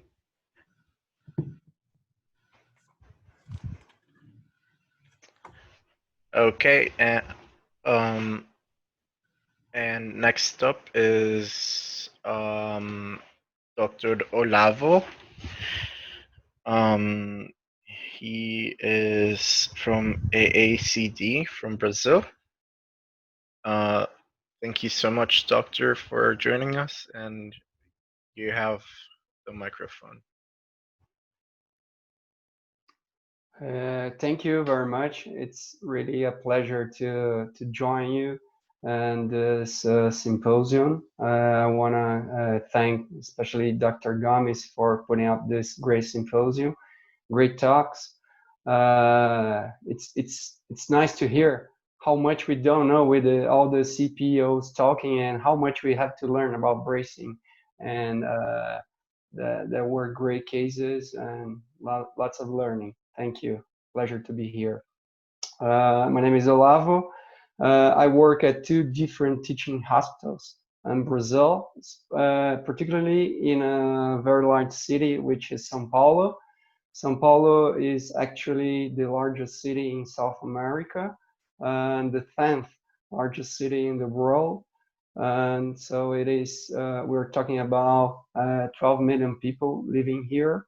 And if we consider the metropolitan area, we're talking about something around 20 million people. So there's a lot of people here and a lot of SCOLI patients to treat.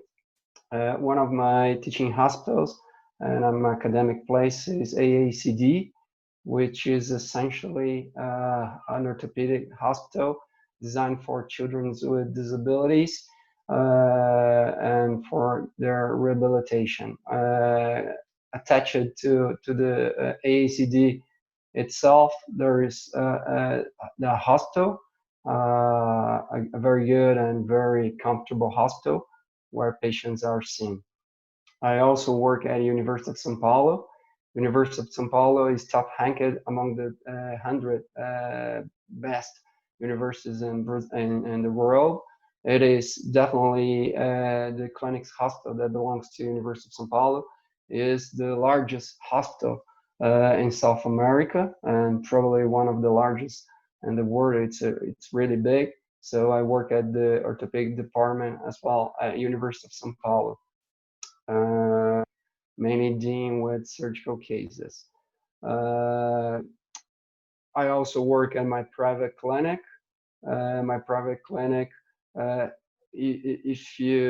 I have to speak a little bit about Brazilian system, health system. We are kind of unique in our health system because we have a dichotomy We have a part of our system that is public, and part of our system is private. And if you consider the private part, it takes the full private patients and all the insured patients. Around 30%, 30% of Brazilians are covered by insurance. So it leaves us the rest of 70% that are rely or have to rely on the public system. Before talking about AACD, I want to share with you guys a story. I've been selected in 2016 to be a recipient of an SRS award scholarship, and I chose to visit for a month Dr. Paul Sponseller, who's actually the president of SRS right now. And I went up to Baltimore and I spent a month with him at Johns Hopkins Hospital. And it was a mind changer in the sense that what they were doing with bracing, what the concepts of bracing, the mentality, the ideal, the use of 3D braces, it was really impressive. And I came back home in 2016 with the idea that we weren't giving our patients what the best treatment that they could have. And it also came kind of linked to the PSEC and the physiotherapeutic approaches linked to Schroff and SIAS and other methods of specific exercises for scoliosis. But definitely what they were using as braces was pretty much different from what we were using here in Brazil, especially in a very large and very wealthy city like São Paulo. We didn't have so many resources to offer our patients a good treatment as they were receiving up in the United States. So we started looking for some alternatives. We started looking to train people here. And I guess this movement was reaching also the patients. The patients were looking for something better than they had. So that's just to tell you guys how recent these things are happening here in Brazil. AACD, as I told you, has a very nice hospital. It also has an orthopedic shop, and they do braces, they do wheelchairs, they have the part of prostheses, they do all kind of stuff. It's a very equipped orthopedic shop. The issue here, when I have to think about what is our gap, what do we need to improve? Sometimes we need to work on our structure, but sometimes we have to work on our tools. When I think about AACD, and I've told Dr. Gomez this, is that we have the structure, we have the robot, we have the software, we have how to acquire the 3D images, but we like the tools, we like the training, and we like the expertise of someone who knows how to design and to think deformity in a more advanced and more proper.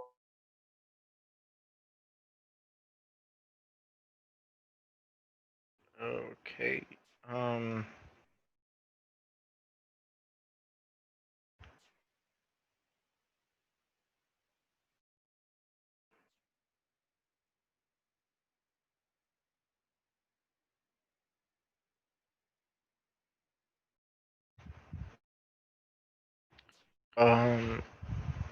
Is everybody still with me? Yes. Well, at least myself. Yeah, I'm still here. I see that, Doctor.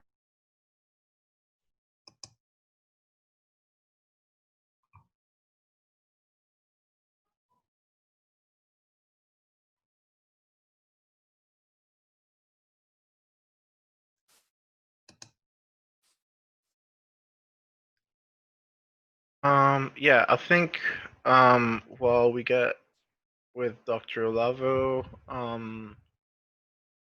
back, we can just start um, Laboratory Gillette and Goss, and on part of Laboratory Gillette will be Diane Zambrano, and on part of Goss will be Dr. Gomez. And after this, we will have a testimony from one of our patients real quick, and after that, we will do questions and answers. Thank you, Miguel.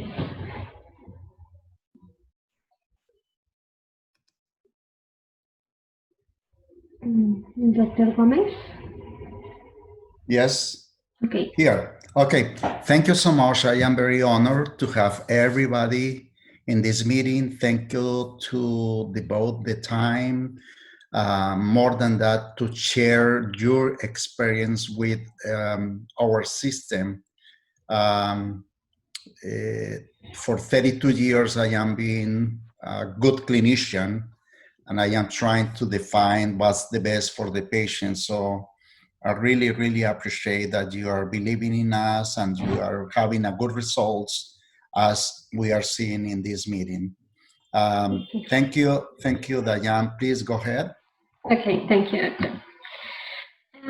This case is of a female patient with 10 years and 3 months. She hasn't had head menarche with a medical diagnosis of syndromic scoliosis, Marfan-Lewis discs, pectus excavatum, spondylolisthesis, grade 4 and level L5, S1. She receives a Gomez physical therapy system every day and twice a week with the company of the physical therapy. She starts the conservative treatment with a Gomez system in December 2019 and wearing time over 20 hours per day. These are the photos of the first assessment in December. We can see the mechanical alteration on each plane. In the first photo, anterior coronal plane, we see an asymmetry of the height of the shoulders, and we can see a distribution of the body mass toward the left of the patient. The second photo shows the right sagittal plane. Here we see a hyperlordosis and flat back. In the third photo, posterior coronal plane, we see the main mechanical imbalances, such as depression of the ribs on the right side, asymmetry in height of the scapula, and the lateral displacement of the pelvis to the right. We can see the difference between segments in the patient in the transverse plane, where shoulder with clockwise rotation of 6 degrees, chest with counterclockwise rotation of 9 degrees, and pelvic segment with counterclockwise rotation of 19 degrees. This is the first X-rays. She presented a 48 degrees left convex scoliosis and a grade 4 spondylolisthesis level L5 S1. These are the photos with the first brace. Here we can see the correction of the main biomechanical alterations seen in the initial evaluation. Better alignment in shoulder height, pelvis alignment with the trunk, and a correct posterior pelvic tilt. And these are the photos with the first X-rays with brace. They report a left thoracolumbar curve of 29 degrees. Here we can see the lumbosacral comparative X-ray. With brace, we can reduce the spondylolisthesis from grade 4 to grade 2. After 6 months of treatment, the correction in alignment and balance in the three planes is evident. In addition, she increased weight and height. We take new photos and observe the different clinical signs for the evaluation of a new brace. In the sagittal plane, she has better control of posterior pelvic tilt and thoracic kyphosis. In the posterior coronal plane, we can see a better thoracic expansion and alignment of scapulas in rotation and height. In the transverse plane, we see a reduction of the rotation of shoulder and trunk in 5 degrees. Since the beginning of the treatment, she has good flexibility. In the flexibility index, we can see how she has between 50 and 60% of flexibility. And these are the photos with the second brace. This one presents a more aggressive pressure point compared to the first one, and correct alignment of the pelvis with the trunk, and there is a great force from the sacrum extension. Give me a second. And now, Dr. Gomez.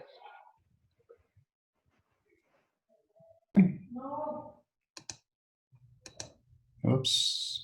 Okay, you are ready. Okay, can you hear me? Yes. Okay.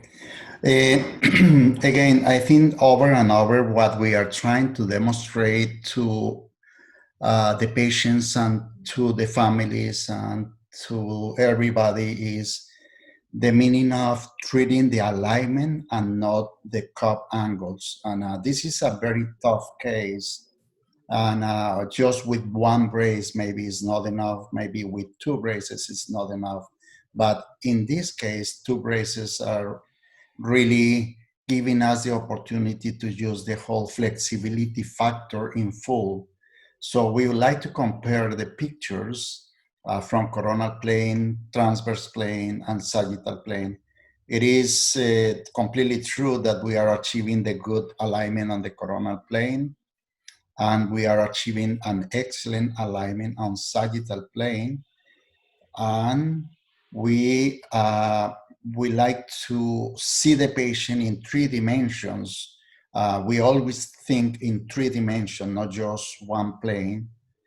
And the most important is how we are changing the components of the deformity. So remember that this patient has a left thoracolumbar curve, right?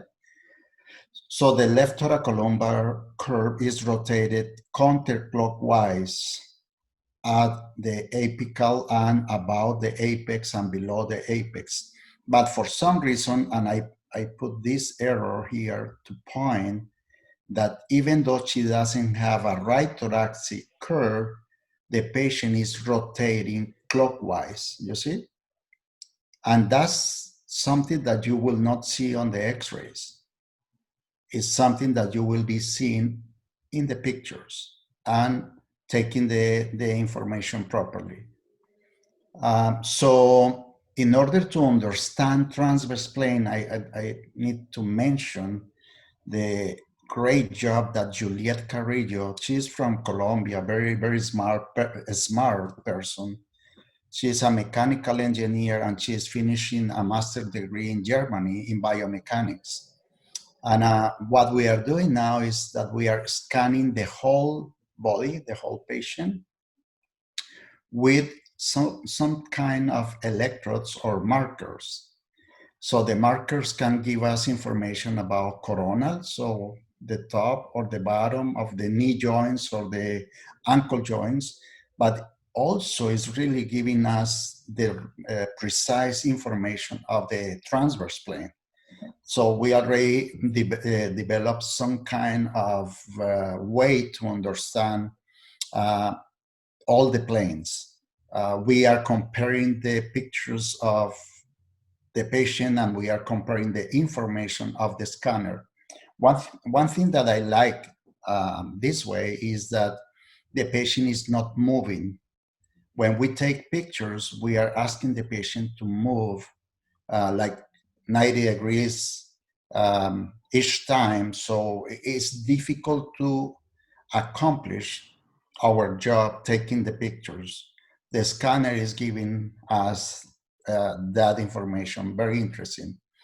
So I don't like to treat x-rays, but if you see from the initial evaluation, the patient has 48 degrees, the second brace, using the flexibility factor at that time, because we use that flexibility factor as a goal to use the flexibility factor in full. So the first brace took 50% or a little more than 50% reduction. But the second brace, because her spine was more flexible, it took much more than we were thinking. So from 48 degrees, let's say negative, now we are 9 degrees positive. Is that good or is that bad? I think it's good. The flexibility factor is allowing us to do it. So whenever we take the brace off, she will be remaining in a better alignment, muscle balance, and more stable. This is the last pictures that we took a month ago, last month, and you can see that still without the brace, it remains leaning to the left, but the alignment is much better. So if you treat alignment first, and then you treat in 3 dimensions, and then you treat curve reduction or curve reduction, is the way to go. It will be very easy to reduce the curves. Here is the way that we are seeing the evolution of coronal plane. And this is the last slide. So for many, many years, I am thinking that the brace, ghost brace or any brace, will be treating the mechanical instability, or it will be spine surgery. So the surgeons will be putting some rods and screws and whatever technique they are using. This is to treat the mechanical instability. But without a good muscle training with a specific exercises to the whole body, it will be impossible to create a permanent new alignment and a permanent new muscle balance and a stable body. It's not a stable spine, it's a stable body. So I want to share with you that with Lourdes, that already presented, and with Diane, that is presenting with me, I am very happy and proud that they are working on the GOS physiotherapy system that follows the GOS protocol. So we are having a great results, and then maybe in the future we can share with you what we are doing. That's it. Thank you so much. Thank you so much.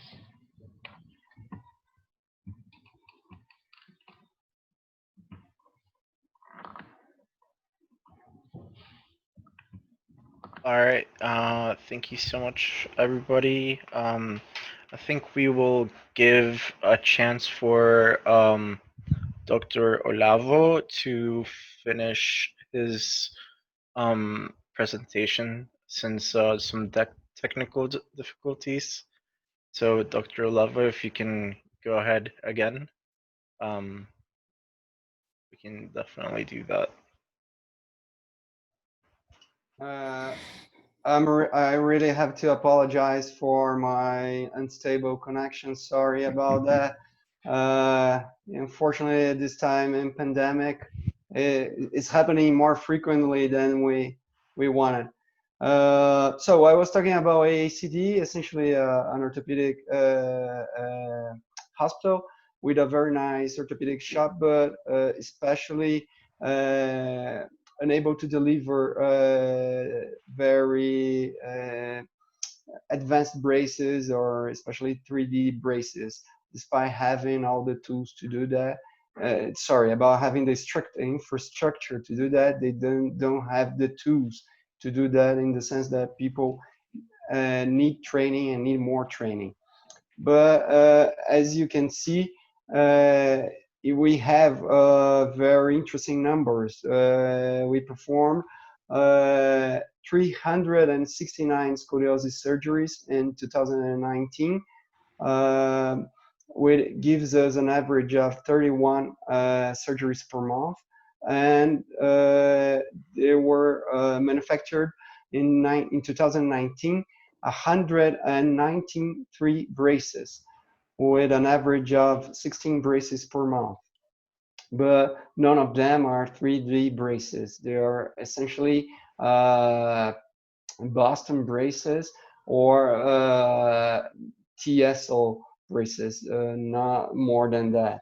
Definitely not, or eventually a Milwaukee brace, but definitely no 3D braces at all. I'm gonna share with you a clinical case that was fortunate enough to find Dr. Gomez and to fall into his very capable hands. In 2018, a 9-year-old girl with no comorbidities was seeing her back get more banded, and her father brought her to my office with a progressive scoliosis, but she was really skinny and a little girl with no menarche, and these were her initial pictures, and that's her initial X-ray with 31-degree curve, but as you all can see, she was pretty skeletally immature with all the radiates open, research 0, no thelarch, and she was prone to go further with this curve. This was her first brace, and since her first brace, she got a very, very nice correction. And what impressed me during that period that I was still looking for answers and how to manage 3D braces in Brazil, how to get them done, I was really impressed with the fact that the spine really got derotated, and I wasn't used to seeing braces here in Brazil or regular braces doing that, and that brace from Dr. Gomez, he could do that. So she was pretty aligned and with a very good derotation. And she kept her evolution in a very, very good clinical evolution. Her X-rays are proof of that. But as you all were saying, we don't necessarily have to stick to the X-rays. We have to go further and look into the clinic. And as we can see, she's very balanced. She's very satisfied, and she's very happy with her treatment. And that's her second brace. And after that, she got minor adjustments, but she's very happy and she's doing pretty well. Just to wrap up things, I wanna thank you very much. This is my city. This is São Paulo. You are welcome to come here with Dr. Gomez to teach us a little bit more braces anytime you want. Thank you very much. It was a pleasure and honor joining you. Thank you. Thank you so much, Dr. Olavo, this great presentation. Unfortunate that we had some technical difficulties, but I'm so glad you were able to come back on. So, for right now, I am actually we are done with all the presentations. I want to express I want to express all my thanks to all the panelists that have talked and given out a presentation. Uh, my my camera is off. Also, I want to share two videos of a patient that we have, and after that, we will be doing the questions and answers. So 1 second, and I will be sharing that video. And sorry, let me think the volume.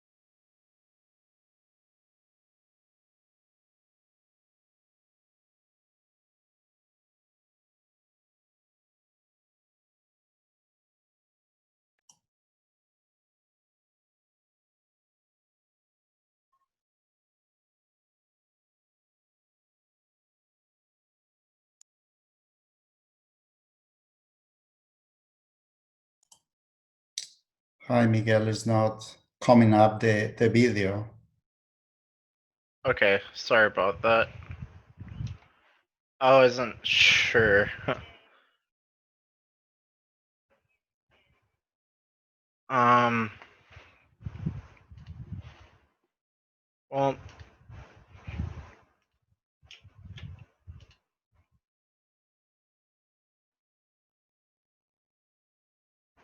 Okay, I'm very sorry about that. I guess it's just not allowing me to show the video correctly. But we will continue on with one final thoughts of what Dr. Gomez wants to say, and we'll be finishing with the question and answer. So, Dr. Gomez, if you want to go ahead. Thank you, Miguel. I think you have the last small lecture that I prepared, and I promise that it is going to be quite fast because we are already past the time. Okay. Yeah. Give me 1 second.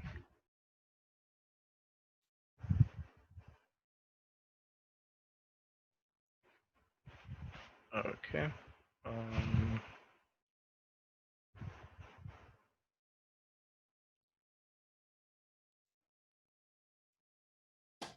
And do you see it? Yes, thank you. And do I have the commands? You may have the commands, and now you do. Okay. Okay, so again, thank you so much. Again, this has been such a rewarding and honor for the Ghost team. I just want to tell you something. For the last 10 years, we are living in front of the bay, and the nature is asking me every single day to stand up and look the sunset. And I want to share with you the difference of the sunsets. I love to see just one big full sun, but sometimes I prefer to see a lot of image on the sunset. And my body and myself enjoy a lot seeing that. And I can tell you that it's the same thing that I feel when I am in front of a patient, when I am in front of a case. Miguel, can you advance, please, because it's not. That's the way that I think. The other thing that I want to share with you is like somebody somewhere, sometime impact you so well that your life changed forever. And I have to tell you that knowing Dr. Winter and knowing Dr. Min Mehta, Dr. Winter as the doctor who treated Angela, my daughter, my oldest daughter, and Dr. Min Mehta, the lady from India who developed such an interesting predictor factor, as you know, really changed the way that I was thinking. But I think the most important, it was knowing my good friend, Kevin Mead. I hope that Kevin is in the audience today. I invite him as a mechanical engineer, mathematician, aerospatial engineer, and also an orthotist. It was amazing the amount of time that we spend and we still spend talking about spine, learning from an engineer point of view of how he's seeing the picture, explaining in mathematic approach. And I don't think that the clinicians have that ability to understand through mathematical equations. So I really, really appreciate, and I am so humble that Dr. Kevin Mead is my friend. Actually, they say that we are the twin brothers because we look alike. Next one, Miguel, please. So I also appreciate that my daughter, Angela, had to wear braces for 12 years. This is Angela, and this is Paula, and this is me, as you don't believe, but that's me, 30 something years ago. Angela is being our general manager of Gomez system. All our families include. I didn't twist arms of none of them, but they are taking this path to create a very strong team because we feel that is necessary to help more and more patients with a good treatment. We fully respect the surgery, but also we fully respect when the patient has the opportunity to have a conservative treatment. We would like to help in that way. Next, Miguel. So here is Paula now, and she's a CPO, and she's our scientific director. And very often we travel together and we do the Gomez certification course. She went with me to Brazil and also to Colombia many times and so on.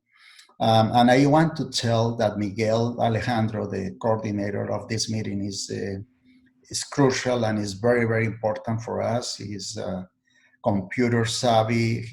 He knows everything about CAD/CAM techniques to do the modification. I am working with him as my partner for 14 years now, and I am very happy that he is devoting the time and his professional life helping us to treat many patients around the world. Next. And so through the Gomez protocol, following the Gomez protocol and scoring the flexibility index is the key to have a very good success, not treating the x-rays. You can see here, 25 days after the initial treatment, we were able to change the alignment and to change maybe a little bit the muscle balance, but the muscle balance has to go through a scientific method. It's important to allow them to play the sports that they want. Maybe we are too focused on don't do this, don't do that, don't jump, don't do many things, and they are still kids.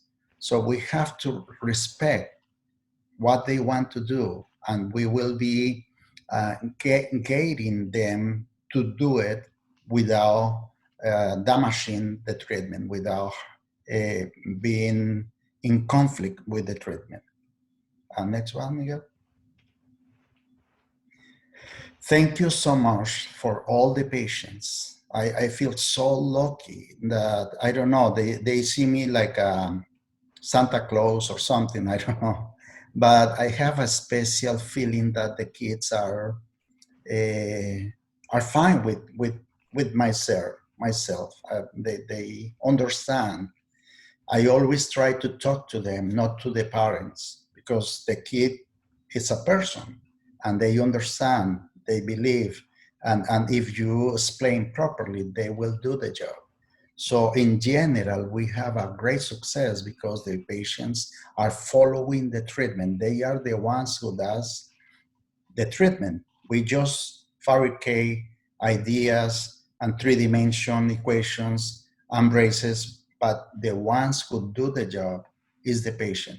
I really appreciate many institutions as Inster, Orthopedica, Dr. Paulino, Dr. Portela, Dr. Paula Maia, that the first patient in Brazil, it was Marina, our Dr. Paula Maia's daughter. Thanks God that she also had a great success. Thank you. And Miguel, I think the last one. Again, Laboratorio Gillette. We established Laboratorio Gillette 32 years ago. Right here, Albita, my wife, is the general manager of Laboratorio Gillette for 31 years. I want to say thank you for the doctors in Colombia, Dr. Mata and Dr. Herrera, that they believe in our treatment. Thank you so much for the team from Laboratorio Gillette. And lately, as I was pointing before, I really appreciate that Lourdes and Dayan are working very hard to develop the GOS physical therapy system. And I think the last one, and that's it. Well, this is the how do we understand the GOS physical therapy system in general is treating the patient in overall and not treating the spine. I think this is very important. So if the patient has some leg length discrepancy or any deformity of the foot or the knee or the hip joints, we have to rely from them to do the treatment to align and balance the joints and not just the spine. And I think the last one, Miguel. And this is our information. We are always open for you. We love to be part of your teams. We love to share ideas and the biomechanical approach. And we love to see the pictures as I am seeing the sunset. Thank you so much. This is it from my side. Okay.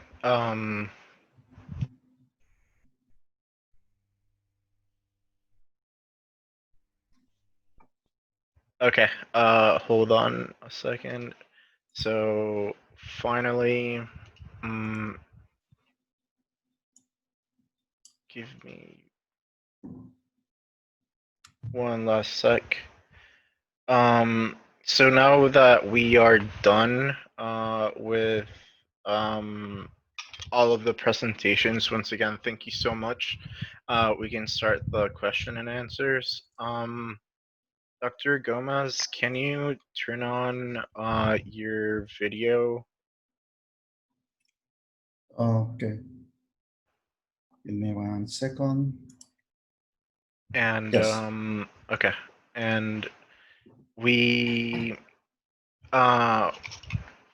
I suppose that what we are gonna do right now is we have about 4 questions, and if you want to answer them, that's okay, and if anyone else wants to answer them, they're more than welcome to. Yeah. But yeah, Miguel, I would like to ask the questions for the spine surgeons because it is important to understand the role of the team. It is important to realize that you are not unique on the treatment. And even though you do a good job, don't believe that you are the only one who is doing the treatment. So first of all, I really appreciate that spine surgeons with the high level as Dr. Olavo or Dr. Portela or Dr. Paulino are spending time here. So it is so important for us to share properly with them why, how we do things. And I think this is the best way to capture their attention. So I would like to invite them to give us a little more information of how we can do our job better. It's not just showing good results. It's how do they see us as part of the team. In the end, they are responsible for the patient. We are just providing something. So maybe Dr. Portela or Dr. Olavo, if you want to share with us your comments.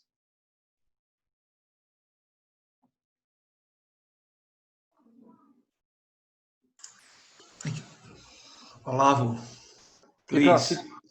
Please go ahead. I'll go first. I was the last to talk, so yeah. Okay.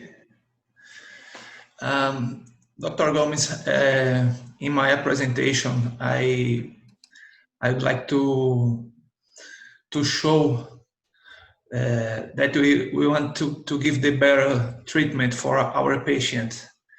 And there is a lot of patients doesn't want to do the surgery. So we have to give them another kind or another possibility of treatment. And after we know the Gauss system, we have this possibility for some patients. And we know that the treatment is multidisciplinary. We don't do nothing alone. Because we have a team by a physiotherapy. We have 3 physiotherapists here in the clinic. And we are learning more and more every time you are here in João Pessoa with us. I think this. I think we have to give to our patients the best we can, and we have to give another possibilities for the patients who doesn't want to do the surgery. And I think we have a lot more for learning with you and with the Gauss system and the conservatory treatment for idiopathic scoliosis.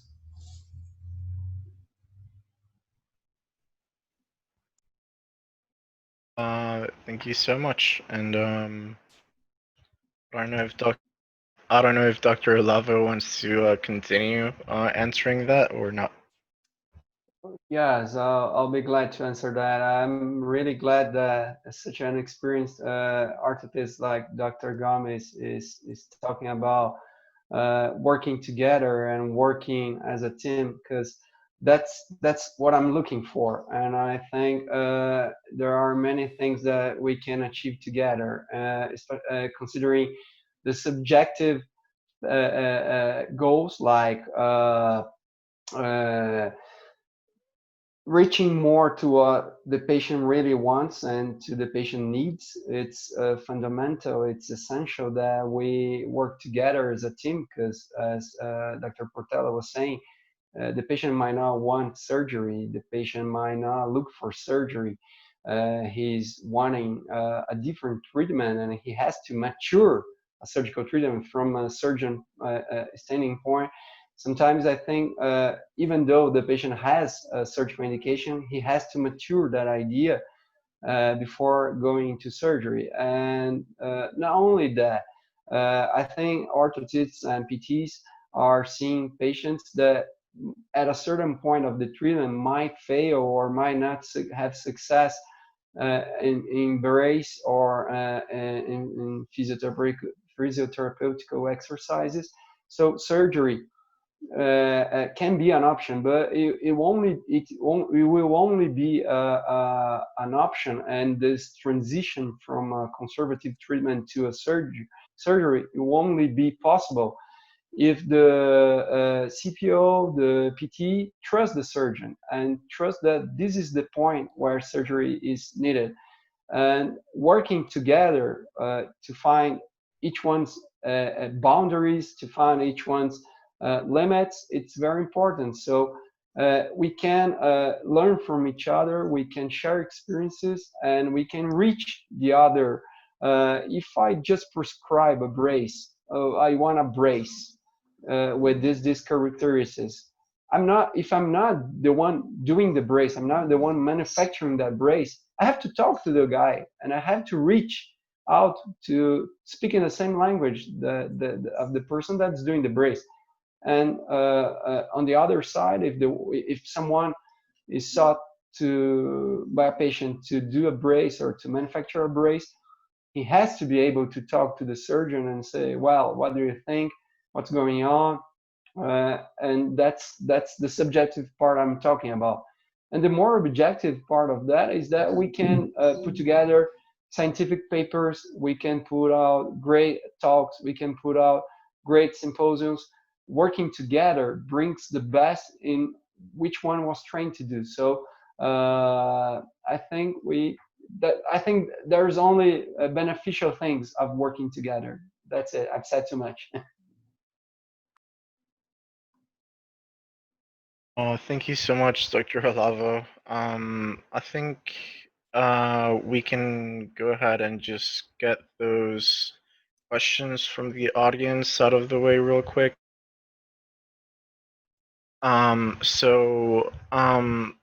The first question, Dr. Gomez, what do you do at the cervical level when treating scoliosis? Okay. Can you hear me? Yes. Okay. Yeah. It will take a lot of time, but the answer is treating the patient from the bottom up is like you are adjusting segments. So when I was in Minnesota with Dr. Winter and Dr. Ogoville and the whole team, they were using long braces like Milwaukee brace to treat the cervical spine. But the Milwaukee brace is not well accepted from patients for the reasons, metal and is very visible and so on. So what I am seeing now is that when I have a patient with a cervicothoracic curve, but she also have lower curves, we treat the lower curves in the best way to do it. So there is something that we understand that is called the writing reflex. So if you align the segments on the bottom by exercises, the patient will be able to align the cervicothoracic spine. And many patients nowadays with cervicothoracic curves are being able to elongate and to align them properly using the muscles. And this is something very interesting because the lever arms is not necessary to be too high. The lever arms is necessary to be at the point that you hold the spine properly, and the rest you will treat by exercises. Okay, thank you for that answer. The next two questions, I'm just gonna put them together because they have a little bit to do with each other. The first question is, have you used any scale of measurement results? For example, like any outcome results for cases that you've made? And I think what they're trying to ask is, how do you know when a patient is done with their treatment, and usually how many braces or corsets do you, on average, do to have a good result? Yeah, thank you. For many, many years, the way that entities like the Scoliosis Research Society or SOSOR or any other scientific society validate concept is through scientific study that you have many, many patients on the study. But for myself, because we already say every patient is different, completely different. It's like the sunset, remember? So the characteristics of every patient being different, and I put that patient with other patients and try to validate something, is being very difficult for me. That doesn't mean that I don't want to do a study. That means that I prefer to have a clear, evident result in this particular patient from the beginning to the end. So we compare the initial evaluation and we compare the end of the treatment. We are not comparing the reduction of the curves. We are comparing overall alignment, intersegmental alignment, muscle balance, and the most important, how stable is going to be the patient to the rest of the life if that patient is going to keep doing the exercises that is necessary specifically for them. So this is important that that's my point of view, but having Dr. Portela, Paulino, Olavo, everybody, the physical therapy programs, the physical therapy group, maybe it's time to start thinking in how will be a good study. Are we keep thinking on cup angle, or we can think in something else? And I am very open to participate, but please don't ask me to keep evaluating patients by the cup angle. Yeah, I completely agree with you. It's sometimes really hard to it's really hard to put, you know, like a number on the quality of life of someone after treatment. It's usually how well they can live a normal life and keep on going. But that's one of the hardest questions, at least for me, is when to stop the treatment of a patient. It's definitely usually when we see balance and uh, their equilibrium's completely fine and everything like that is going great. But it's once you have a scoliosis, I think it's one of the uh, it's one of the things that you have to keep on working your whole life. You gotta keep doing physical therapy, or you gotta keep doing some exercises and stuff like that. So yeah, that's just my take on it, and I think that is it. Thank you so much for everybody. This was an amazing experience. Thank you all who participated, and thank you everyone who came and watched this really great presentation. Um, so, anything else from anyone? Is there? Yes, I just want to send you to every one of you a virtual hug. So because from Latin America we like to hug, and now there is not even that option. So I don't know what to do. So I send you a virtual hug. Thank you so much. Thank you for joining us. We will be letting you know when we will be organizing something different. If you have an idea of something or topic or anything, please let us know. We will be open to share with you and to um, have you as a speaker to do whatever you feel that is necessary. Thank you so much. Bye-bye.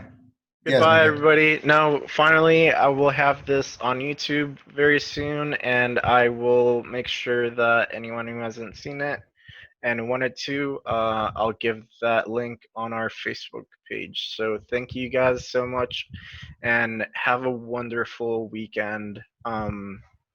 Be safe, and yeah, hugs to everybody. Thank you.